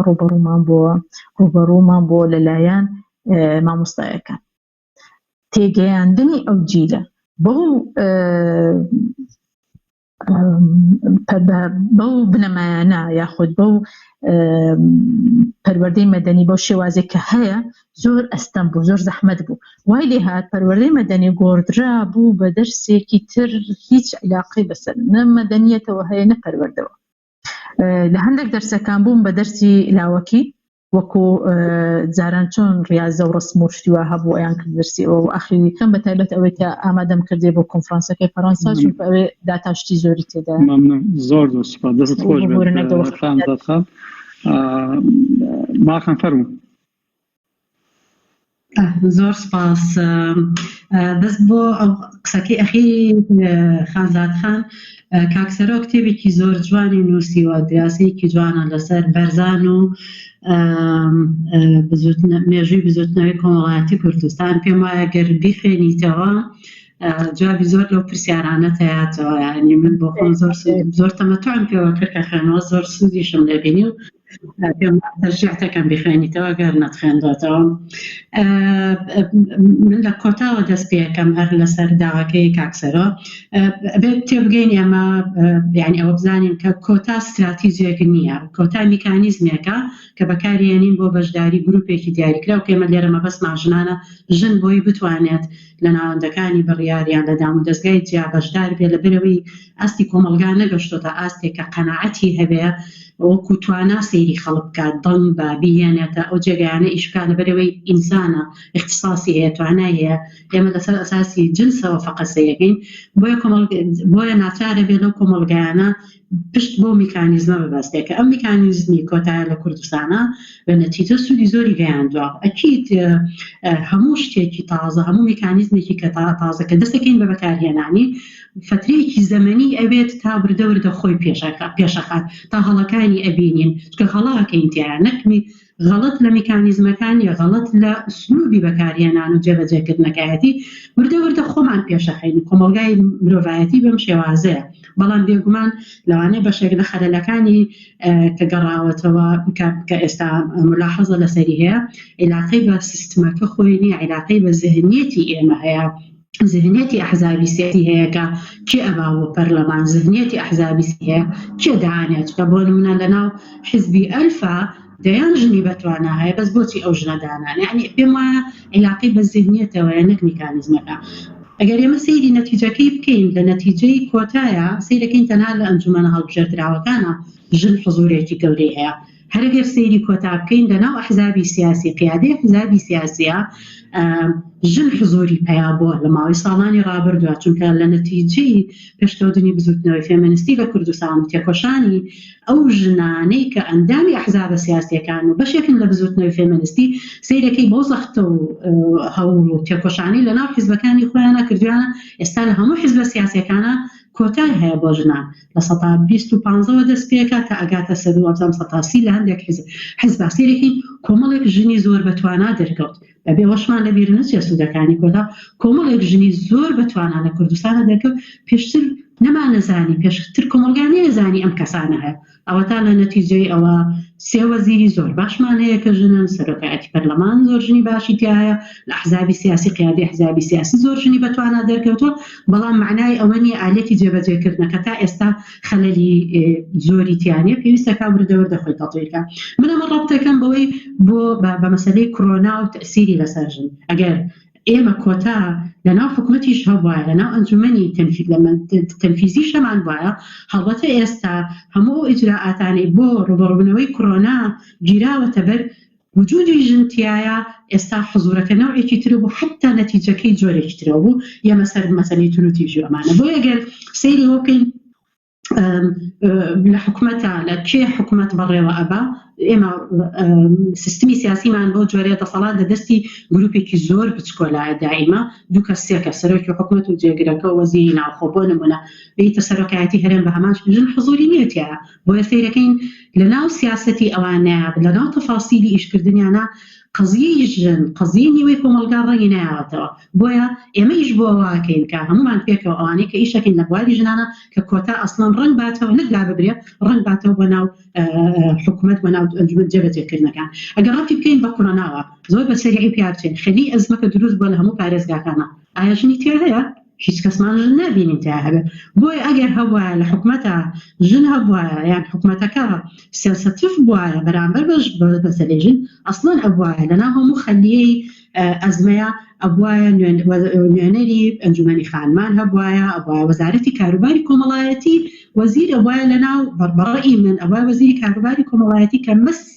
تەماسی مباشری هەیە بە ژنان و بە خەڵکی هەژار و بە کۆمەلگا ئەبوایە لە خەلی ئەزمە بوایە نوێنەرەکانیان حتا مەسەلەن ڕێکخراوەکانی ژنان. ئێستا سەیری نەتیجەکەی ئەبینین چەند کێشەمان زۆرە لە نەتیجەی ئەوەی کە قضیەی ژن قضیە نیە. سەیرەکەین حکومت وەزارەتی ناوخۆ سەرجەم نووسینگەکانی بەڕێوەبەرایەتیەکانی بەرەنگاربوونەوەی تونوتیژی لە شپارێزگاکانەوە داخست تەنها لە هەولێر کە منیش زۆر متابعە قەزێکم کەیسمان هەیە خەریکی نازانین چۆن معالەجە بکەین بۆیە سەیرەکەین لە هەولێر تەنها نووسینگەکەی ئەوەی بەڕێوەبەرایەتی گشتی کراوەتەوە وەکو خەفەر خەڵکی لێ هەیە لە سلێمانی هەری بەڕێوەبەری گشتی بەڵام نزیکەی چ نووسینگە هەبوو لەسەر ئاستی کوردستان هیچی نەماوە من لەگەڵ هەندێکیان پەیوەندیم کردووە لە ماوەی تقریبا لە دوای 2 هەفتە لە مەسەلەی کۆرۆناوە بزانین چۆن هاوکاری بکەین چۆن تەنسیق بکەین ئەسڵەن هەندێکیان پێیان وایە لە پشووان وەڵا پشومان هەیە ئاگامان لێنێ وەڵای خۆ بیرمان نەکردبوویەوە کە پێویستمان بە چییە یعنی ئەمەوە بۆ ئەساسن چکە ئەساسان کاتێک خەلی ئەم ئەزمەیە هات ژن قەزیە نەبووتیایە بۆیە ئیسعاسان مەزەفەکانیان بەکار پۆلیسەکان بەکارهێنن بۆی خەڵک نەچێتە دەرەوە و بڵێن لە نقطەی سەیتەرەکانی سەرجادەکانن لەبەرەوە ئەلێرایە خەلەلە گەورەکە کەنیمان ئەگەر سیر بکەین لە ماوەی کۆرۆنا و تەئسیری لەسەر ژنان چۆن بە باری دەرونی بێگومان تەئکیدم لەسەرەوەی ئەیکەمەوە کە دکتۆرە خانزاد باسی کرد بەڕاستی کێشەی دەرونی گەورە بۆ ژنان دروست بووە بەڕاستی کێشەی گەورە دروست بووە کە ژنان نازانن چۆن پەیوەندی بکەن لەو پەیوەندی کە منیش لەگەڵ بەڕێوەبەرایەتی لەگەڵ ئەوانی تونوتیژی ئیشەکان قسەم کردووە ئەو کەیسانەی کە لە ڕێگەی 1990 لە هێڵی گەرم و تەلەفۆنەکان ئەوان ئەگەر پێویست بە تەدەخل بکە ئیحالەیانەکەنەوە بۆ پۆلیسی گەڕەکەکانیان کە کێشەی گەورە لە پۆلیسی گەڕەکەکانایە چونکە ئەوان نەتەدریب کراون نەتەوعیان هەیە بە قەزیەی ژن و بە نەسە پارێزانی ژنان بۆیە ئەلێرا خەلەلێکی زۆر گەورە دروستە بێ کێشەی زۆر گەورە یەکشتی زۆر ناخۆش بەڕاستی بڵاویان کردەوە کە علاساس ڕێژەی تونوتیژی لە ماوەی کۆرۆنایە کە بووە وتیان زۆر خۆشبەختانە ڕێژەکە کەم بۆتەوە لە 170 بۆ 72 ڕێژە هاتوتە خوار ینی حتا ئیعلانەکەی بڵاوکردنەوەکەی بە شێواز لێ ڕاگەاندنەکانە بۆ شێوازە نەبوو بڵێ لەبەر ئەوەی ژن ناتوانێت بچێتە دەرەوە لە ماڵەوە لەبەر ئەوەی لەگەڵ ئەو کەسێک کە تونوتیژی بەرامبەرەکە مەجبورە لەگەڵی بژی لەبەر حەجی کەرەنتینە ناتوانێت بچێت شکات بکایان دڵی خۆی بگەێنێ معنای ئەوە نییە شکور تونوتیژی کەم بۆتەوە خۆزگا بۆیە بەڵام حتا تەفسیرەکەی بەم شێوازە بۆ لەبەروی چونکە ئەساسا هەست ناکەی جەندەر سنسەتیڤمانە ئەوەی کە زۆر تەئسیری سەیری سۆشیال میدیا بکەین لە زەمەنی کۆرۆنایە بەڕاستی سەیرەکەی سۆشیال میدیا زۆر ئەکید زۆر بە خراپی تەعاملەکە بەڵام زۆر ڕاستیشمان بۆ دەرەخا زۆر ڕاستی بۆ دەربستین چونکە هەموو ئەو کاریکاتێر و نوکتە و قسە و سوعبەتانی کە بڵاوەکرێتەوە ڤیدیۆ کورتانە معنای زۆر گەورەی هەیە کە من لە هەندێک یاکەم یەکدوانێکیان ئیشارەت پێم جێگە نابێت ئینسان ئیشارەت بە زۆری بە سەیرەکەی ئایا عیلاقەی ژن و مێردایەتی عیلاقەی شەراکەتە لەم وڵاتەیە لەم کۆمەلگایی ئێمەیە لە کەڵتوری ئێمە شەراکەت و پێکەوە ژیان و خۆشەویستیە یان دوژمنایەتیە چکەوانەی بینی هەستەکەی بێزارن لە یەکتری ڕۆحیان هاتوۆتە دەرەوە لە یەکتری زۆر تەفاسیلی تکایە بۆیە ئەبێ بگەڕێنەوە بۆ ئەساسی لە کوڵ لەدا هاتووە تەوعی خەڵک لەسەر چه ئەساسێک پێکەوە ژیان دروستەکە حتا مەسەلەی سەیری مەسەلەی میدیا مەسەلەن ئەگەر سەیری میدیاکان بکەین دەستگاکانی میدیا چۆن تەعامل لەگەڵ قەزەی ژنەکانیان چۆن تەعامل لەگەڵ ژنەکە بۆیە بینین هەموو دکتۆرەکانی کە قساکەن بەتایبەتی باسی ئیعلامی هەولێر و دووهۆکەکەم سلێمانی تۆزێک باشترە بەڕاستی دکتۆرە لەم ئەخیرانە بێت دکتۆری ژن جارجارێکی کەم دەرەکەی بەست لە بیدایەتە دکتۆرە پێوەکان بۆ قسەیانە کرد نەسیحەت هەر ئەوان ئەیاننا معلومات لەسەر کۆرۆنا هەر ئەوان ژن نەبوو يعني ژن ون بوو لە ئیعلامە لەسەر قسەکردندا لەسەر قەزەی کۆرۆنا دوای ئەوەش کە ئەجزانی زیاد لەسەر و لە 160 ستافی دام و دەستگای سەحە ژنە لە کوردستانە بەس هیچ ئەو بە هیچ بەر نەکەوت لە ئەخیرا ئەمەیە بڵێم بۆی بازانم وەختەکەم لەوانەیە کۆتایی پێ هاتبێکە ئەبێمان بیر نەچێت کاریگەری لێرەینە سەر مەسەلە جەندەریەکە بە دەرەت یعنی زیاتر تەوزیحێکینەوە کاریگەری کۆرۆنا و کەرەنتینەکردن لەسەر ژنانی هەژار لەسەر خێزانە هەژارەکان ژنانی ناو خێزانە هەژارەکان زۆر گەورەترە وەک لەوەی لە ژیانێکی مامناوەندی یان وەزعێکی باشە ئەژی من هەر بۆ خۆم کۆنتاکتم لەگەڵ خەڵکانێکی زۆر هەیە لەوانەی کە وەزعی مادیان باشە لەوانەی کە متەوەسط هەن لەگەڵ خەڵک کە فەقیر گیر و هەژارە و کەمپەکانە کە لە کەمپەکانە ئاژین بەڕاستیەوەی گوێت لێ بێت تەسیرەکە تەسیری لەسەر خەڵکە دەوڵەمەندەکەەوە ئیشکارەکەی ناتوانێت بێ بۆ ماڵەکەی بۆ پاکاتەوە زۆر بێزارە لەبەرەوەی وەختێکی زۆر بە چێشلێنانەوە بێ بەڵام خەڵکە زۆرەکەی کە پەیوەندیەکەن بە ئێمەوە داوای خزمەتگوزاری دەکەن نان نییە بیخۆن بنان نییە بیخوا لە نەتیجەی ئەو نان نەبوون بیخوایان ئەو برسێتی کە هەیە ئەو هەژاری کە هەیە سەیرەکەی کێشە لە ناو خێزانەکانە زۆرترە لێدانی زیاترە خواژنەکان کچەکان زیاتر حەبسەکرێن بۆیە یعنی کۆرۆنا دەرسێکی گەورەیە ناڵم لەمانە زانیشتەکان تازەیە بەنسبەت کەسێکی وەکو منەوە زۆربەی شتەکان تازە نییە بەڵام ئێستا وەکو بڵێم لێفەکە لاچوو لەسەر کێشە وردەکاریەکانی ناو کۆمەلگا کۆرۆنا لای برد هەموو خەڵک هەستی پێکاری بینێ بۆی پێم وایە دوای کۆرۆنا بە شێوازێکی تر ئیشکەی چۆن هەموو کەس هەموو کەسێک ژن مؤسساتی ژنان ئەبێ بەشێک بن هەموو پلاندانان ئەو بەرنامە و پلان و جێبەجێکردنی ئانەکە حکومەتدایەنێ زۆر سوپاس بەخان دەست خۆش بێت توش لایەکی زۆر حساسی ژیانی ئێستای کۆمەلگای ئێمە و ژنان نیشاندا وەڵێ ئەو خۆ بێت دەکرد لەسەرلادا من لەبەرەوەی وەختەکەمان زۆر بوو مەدامان نابوو سەعاتێک بەڵام تێپەڕی یەکی 5 دقیقە بە دنیا مەردان و دکتۆر نایناکرێ دەم ئەو حەقە بە خۆمە دەم بە یاعتبار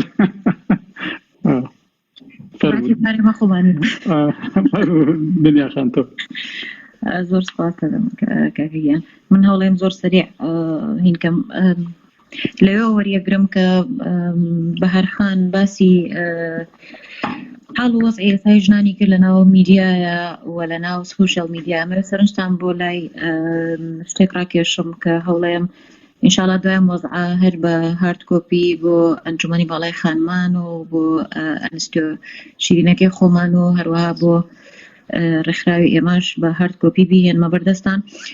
لەو پرۆژەی کە من ئیشی تیاکەم لە ڕێکخراوی ئینتەرنیوسە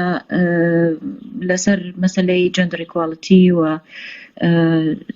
دەوری ژن یاخود دەنگی ژن لە ناو میدیایە هەستاین بەکردنی دیراسەتێک لەسەر دوو ئاست و دوو پێرسپێکتیڤی زۆر جیاواز لەسەر لەو پێرسپێکتیڤەوە کە لە ناو کۆمەڵگەیە ژن چۆن وەکو سەرچاوەی هەواڵ لە میدیا کە تەماشای ئەو هەواڵانەکەن ژنانێک بەڕێوەی ئەبەن یاخود سەبارەت بە ژنانە یاخود ژن تەمسیلی ئەکا کۆمەڵگە چۆن تەماشایانەکە و لەو پێرسپێکتیڤەشەوە کە ئەوانەی ئەو ژنانی کە خۆیان لە ناو میدیایە کارەکەن و خاوەن بڕیارن و یاخود ڕئیسی مؤسسەیەکی میدیاین چۆن ڕێگە ئەیەن بۆ تونوتی ژیانەی کە تونوتیژی مەرج هەر ئەوە نییە کە من سبەینە پەلاماری هاوکارێک هەوڵێکی خۆم بدەم لە کارەکە لەبەرەوەی ژنە ئەگەر پیاوم لەوانەیە بە دەربڕینێک بە ڕستەیەک بە هەواڵێک بەداخەوە زۆر لە ناو میدیاکانە تەنانەت من نازانم یعنی میدیای خۆمان کە ناو ناهێنم بەڵام زۆر میدیامان هەیە کە لە پلەیەکان بەڵام کە ئەبینی هەواڵێک لەسەر ژن بڵاوەکاتەوە کە چۆن لەنا ئەو هاڵە ژنی وێنا کردووە بەڕاستی جێی شەرمەزاریە بە تایبەتی لە مۆزعی ئێسای کۆرۆنایە هەر ئەوەی کە چەند ڕۆژێک لەو پێش باسمان کرد بینیم باسکرا لە ناو میدیایە ناوی هینەکە نایەنم میدیاکارەکە بەڵامەڵێ و خێزانەی کە لەبەر ئەم مۆزعە ئەم کەرەنتینەیە خێزانەکە جیابۆتەوە ئەنی کەوتونەتێکیان لە گوندەکەی وتریان لە مێردەکەی لە شارە و ژنەکە چۆن داماوە بەرامبەر بەوەی کە بیری مێردەکەیەکایە بەڕاستی ئەم وێناکردنە بۆ ژن بتوێنێتە بە مباشریە بە غەیرە مباشری ناوزڕاندنێکە و خراپکاریەکە توندوتیژیەکە بەرامبەر بە ژنەکرێت ئەمە نمونەیەکی زۆر زۆر بۆین باخ بەستووی ئەم میدیایە کە لەم 2-3 هەفتە بەم گەرما و گەرمیە لەم حاڵەتەیە من بەداخەوە بینیم ئەی وەرە سەر سۆشیال میدیا کە چۆن وێنای ژنەکە لەوەی کە دوێنێ شتێک هەر بۆ نوکتە ینی بەڕاستی هەندێجار بەهەرخان وتی ئەو وەزعی کە ئێستا هەیە لە ناو سۆشیال میدیایە بەڕاستی عەقلیەت و مۆخی کۆمەلگاکە بۆ ڕوودەکاتەوە کە ئەبینی هەگەر بۆ نوکتەیەکیش بێ گەنجێکی 20 ساڵە ئەڵێ فرسەتە وەختی خۆتە تێژنەکەت بکتە نە محکەمە هەیە دەرگای لێ بکاتەوە نە شەڵتەر دەرگای بووەکاتەوە ئەمانە ئەگەر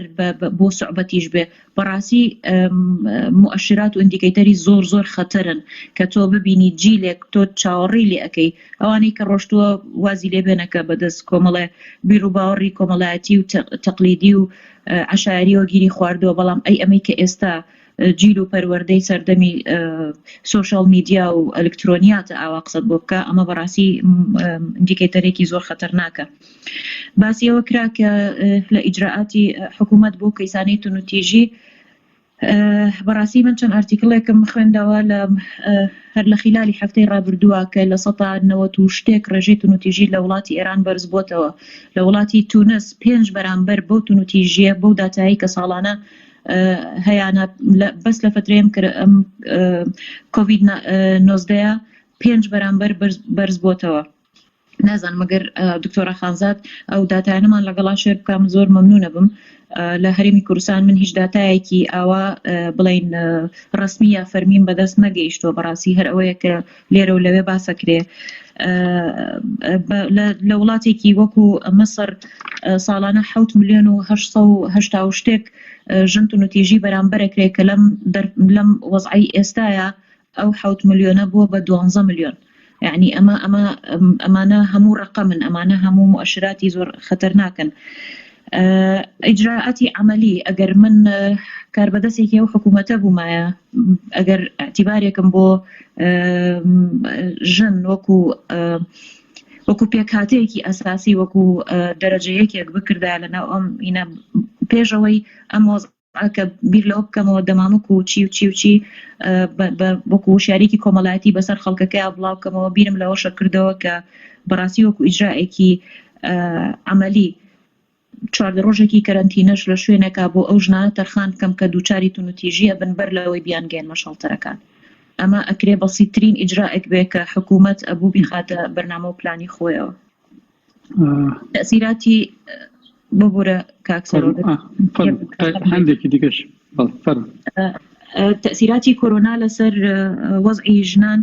من پێم وان نییە ئەم سەردەمەی ئێسای کۆرۆنا هیچ شتێکی لە وەزعی ژن باش کردبێ وەکوی لە سۆشال میدیا وێنە ئەکرێ و ژن قاچی قسەوتە سەر قاچ و پیا و کەرەوز و هین پاکەکەن هیچ وانە بەعکسەوە ئەو بارگرانیە توندوتیژیەوە ئەو تونوتیژیە دەرونیەی ئێستا لەم وەزعی کۆرۆنایە بەرامبەر بە ژنەکرێ زۆر لە پێشووتر زیاتری کردووە و زۆرتر بووە. باری دەرونی ئەو ژنانەی ئەو تونوتیژیە دەرونیەی کە ئێستا بە ژنانەکرێ لەم سەردەمەی کۆرۆنایە ئیتر بە هەموو چین و توێژەکانی ژنانەوە بە هەموو کلاسیفیکیشنانەی ژنانەوە کە پێشووتر باسم کردن بەڕاستی زۆر بووە. لەوانەیە ئێستا هەمومان بەهارخان لە ژوورەوە گیرۆدە بووین و زۆر دەرناکەوین بکەوینە ناو ئەو هاوڵ و برادرانەی خۆمانەوە بەڵام هەرچۆنێک بێ بە تەلەفۆنات و بە ئۆنلاین ئەگامان لە هەندێک ئەحداث و ڕوودا و هەیە کە لە دەرەوە ڕوەدا. بە تایبەتی تەسیری کۆرۆنا ئێستا زۆر تەسیرێکی نەگەتیڤانی هەبووە و لەسەر ئەم دۆخەی ئێستا بۆ تونوتیژی زۆر خراپتر و بە دیوێکی تر ئەگەر پێشووتر تونوتیژیە جەستەیەکان یاخود لەفزیەکان تەنها زۆر بوو نێسا تونوتیژیەکی زۆری دەرونی و ئەتوانم بڵێم سکسیش هاتۆتە سەر بابەتەکە لەم دۆخەیە کە زیایی کرد بێ. زۆر سپاس دنیا خان تەوانمە 5 دقەش تۆ 5 دقە تێپەڕی بەڵام بۆ دکتۆر نارین هیوادارم التزام بە 5 دقەوە بکات بۆەوەی کە ئەمە دانیشتنە کۆتایی پێدەنین بەڵام دوای 2-3 قسەکەم تەبێ وەعدتان لێ وەربگرم دانیشتنی دیکەمان لە هەفتەی داهاتوە بێتە ئەم باسانە تەواو بکەین. دکتۆر نارین. من محاولە دەکەم زۆر بە کورتی ئەگەر باسی ڕەوشەی وستایی ئافرەت بکەین لە سەردەمی کۆرۆنادا بەپێی ئاماری نەتەوەیە گرتوەکان ڕێژەی توندوتیژی لە جیهان تقریباً بۆ 30% زیاد بووە. ئێمەش ئیستثنانینە لە زیادبوونی ئەو توندوتیژی هەرچەند ئامارمانیە بەداخەوە. توژنەوەی زۆر کراوە لە کاتی ئیبۆلا و زیکادا کێمە دەتوانین لێیان فێر بین ئەو توێژنەوانە پێشان دەدەن کە توندوتیژی خێزانی سێکسی لەو سەردەمەدا یەکجار زۆر بووە ئەوەش هۆی زۆر هەیە یەکەم سترێسە فشاری ئابووریە فشاری دەرونیە ژنەکان لەگەڵ ئەبیوزەکان زیاتر لە ماڵەوە دەمێنن هەر وەکو خان ئاماژەی پێدا دەلایەکی ترەوە ژن باری قورسر دەبێت جگەلەوە کە ئەرکی ماڵداری لە هەموو لەسەر شانیە لەلایەکی ترەوە خوێندنی منداڵ کە لە ماڵەوەیە ئەویش دەبیتە ئەرکی سەرشانی ژن یان چاودێری نەخۆش و پەککەوتو و ئەوانەی کەم ئەندامن لە ناو خێزاندا ئەو ئەرکەش بۆ ژن زیاد دەکرێتن کە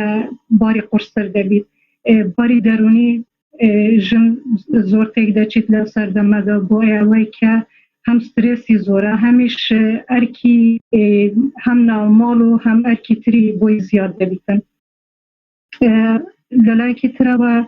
ڕێژەی خەموکی لەو توێژنەوە دەردەکەوێت کە لە ناو ژن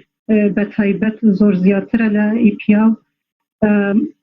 ئێمە لە کوردستانیش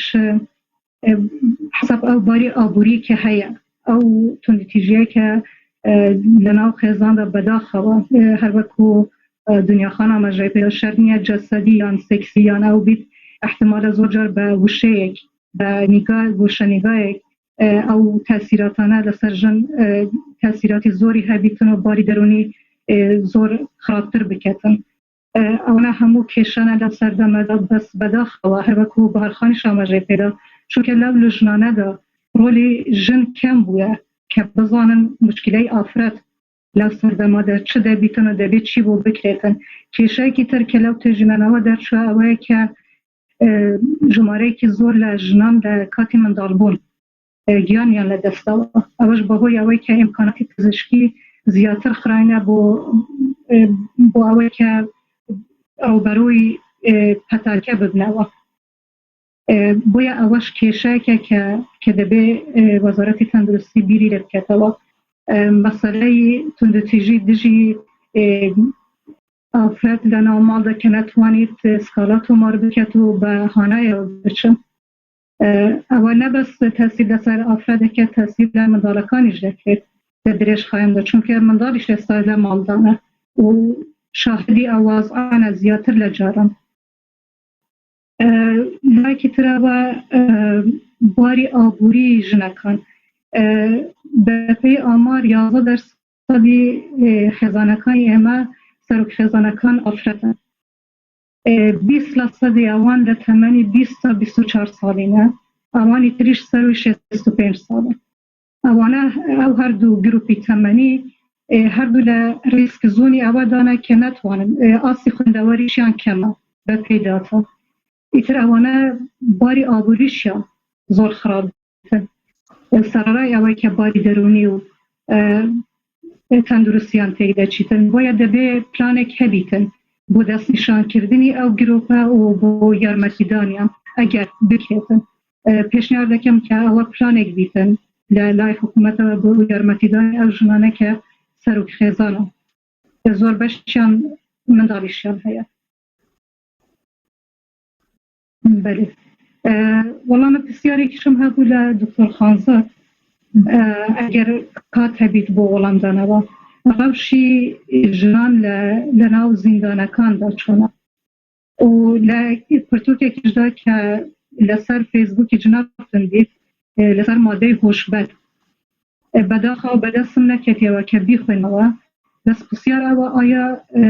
ڕێژەی توشبووی ئافرەت بە مادەی هۆشبەر چەندە؟ ئەترسم کۆمپیوتەر یان مۆبایلەکان ئێوەش ببژێتەوە چکە وڵی من کوژایەوە ئێستا هەستم بە من داوای لێبوون دەکەم مەوزوعەکە هەندە بەباشی چڵە ناو من لە سعاتێکم دانابوو بەڵام ئەوە ئێمە سعات و نیوەکمان تێپەڕان حەزمە کرد بەشێکی زۆری وەڵامەکانی ئەو دوو پرسیاری ئەخیری کە بۆ دکتۆر خانزاد دەکرد لە دانیشتنی دادێ حتمما بەباشی بێتە سەر شیکردنەوەی من 2 دقيقة مادام پرسیارێکی 2 دقيقة دەمە دکتۆر خانزاد دوای کۆتایی بە دانیشتەکە دێن و من 1 قسە دەکەم. فەرموو دکتۆر خانزاد. زۆر سوپاس. من بەس ئیزافەیەکم هەیە لەوە لەبەرەوەی ئەوەی پرسیارانەی دکتۆر نارین باسی لێوە کرد زۆر لە خۆی هەڵەگرێ بەڕاستی، یعنی زۆر بە کورتی نەفام جاویان دەمەوە و لە مادام دانیشتێکی ترمان هەیە پێم باشە بە تێرەسەرتر لەسەر ئەو بابەتانە قسە بکەین، چێ مەسەلەی مادەی هۆشبەرەکەی و حتمما نوسخەیەکیشە دەمە جەنابتان چونکە ئەوە بۆ فرۆشتن نەبووە لە مەکتەبەکانیش هەروە بۆ لە بەردەستی خەڵک ئەتوانی استیفادەی لێ بکەن و ئێستاش لە پەرلەمانێ یعنی استیفادەیان لە داتاکان کردیە کە ئیشمان لەسەر کرد من و کاکە ڕێبی.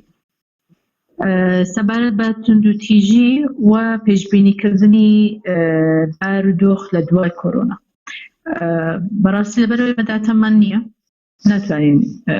ئێستاوە بڵێن ئێستا لە دوای کۆرۆنا توندوتیژی زیاترە لەوەی پێش کۆرۆنا، بەڵام حتما پێشبینی ئەکرێەوە پێشبینیە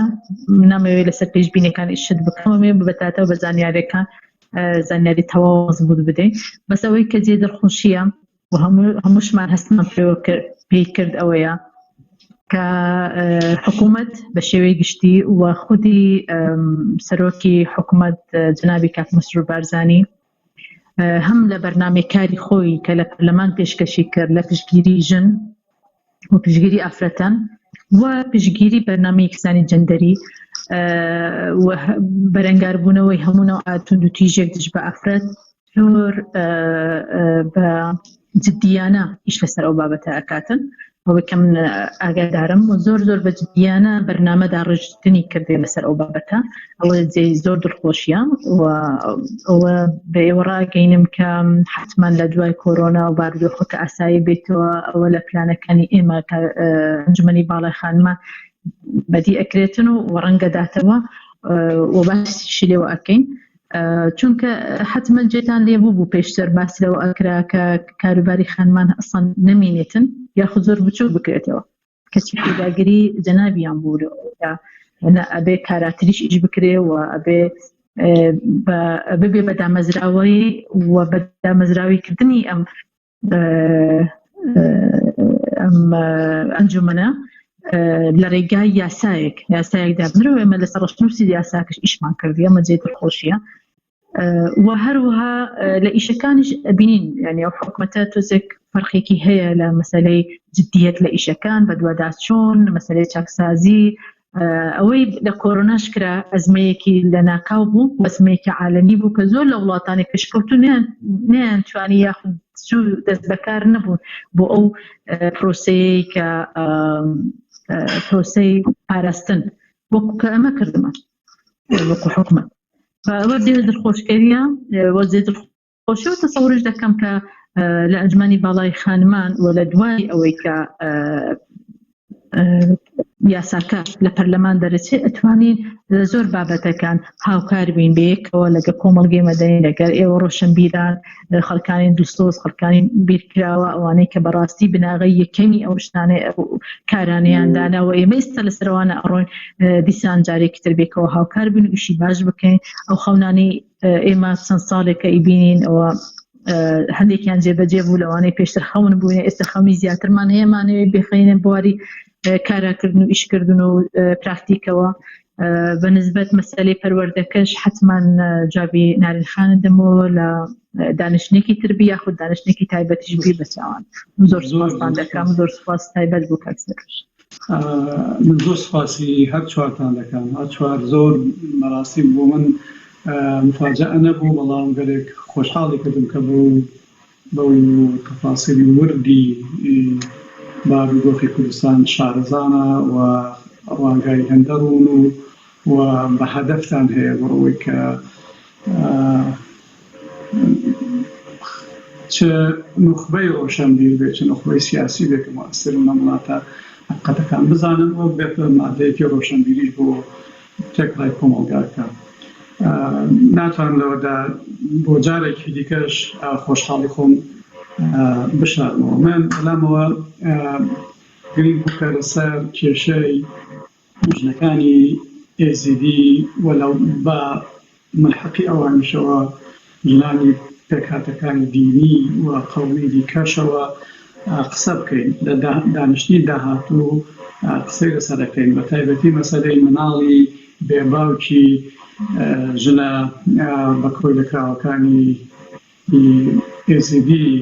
کە لە مستەڵەحی دینی داعشدا بە سەبایە ناویان دەبێت دەمەوێت لە دانیشتنیدا دەباسی ئەوە بکەین لە بەشێک لە مافی مرۆڤ ئەگەر ژن بە مرۆڤ حسێب بکرێت دوای ئەو کارەساتە ئیجتیماعیە گەورەی کە بەسەر کوردستاندا هات دوای ئەوەی کەوە زەرورەتی ژیان بەردەوام بێ حقیقەت ڕێسمەی دەرگاکانی کولتوری ماڵەکانی هەموو ئێمە تێکشکاند ئەوش ئەوەیە ئەبێ ئەم ژنانە و لەگەڵ ئەوانیش هەموو ژنانی کوردستان وەکو پیا و بەرابەر دابدرێن کاتێک بەڵام تا ئێستاش نە ئەو باوەڕە هەیە نە ئەو قەناعەتە هەیە نە ئەو قانونە هەیە بۆیش چەند سەد کەسێک لە ئافرەتانی دیتووی ACD مناڵیان هەیە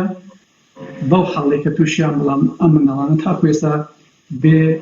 ناسنامان بێ جنسیان و هەروە دەمێننەوە ئەوە من پێم وایە تاکە حەلێکی هەیە کوردستان ئەو پازە گەورەیە باوێ کە ژن دەبێ بتوانێ مناڵ بە ناوی خۆی کە بیکاتەقان ئەو ئەبێ بێتە مەطلبێک هیچ ڕێگەی دیکە نییە ژنانی ACD ئەو حەقیان هەبێت و هەموو ژنانی کوردستانی ئەم حەقیان هەبێت ئەمەیان حەز دەکەم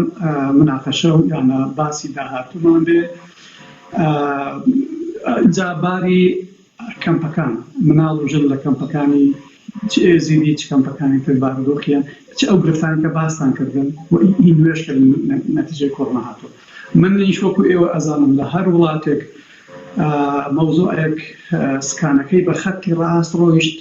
هیچ داتانەوە یعنی کۆنترۆل نییە یعنی مراقەبە نییە یعنی مؤسسات نییە یعنی هیچ شتێک چاودێری ناکرێت ئەگەر چاودێری بکرێت تۆمار ناکرێت بۆ ئەوە باش نییە ئەگەر شانازی بەوە نەکەین بەڵام حەقیشمان نییە بەبێ داتا ئینسان هەر لە خۆیەوە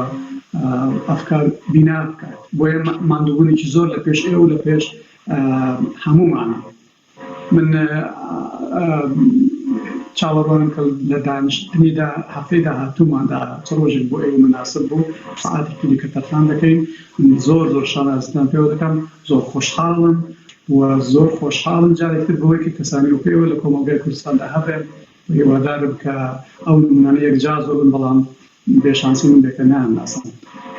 هێوارێکی خۆشتان هەبێت ماندوو نەبن و جارێکی تر مەمنونم کە وەختی خۆتان تەرخان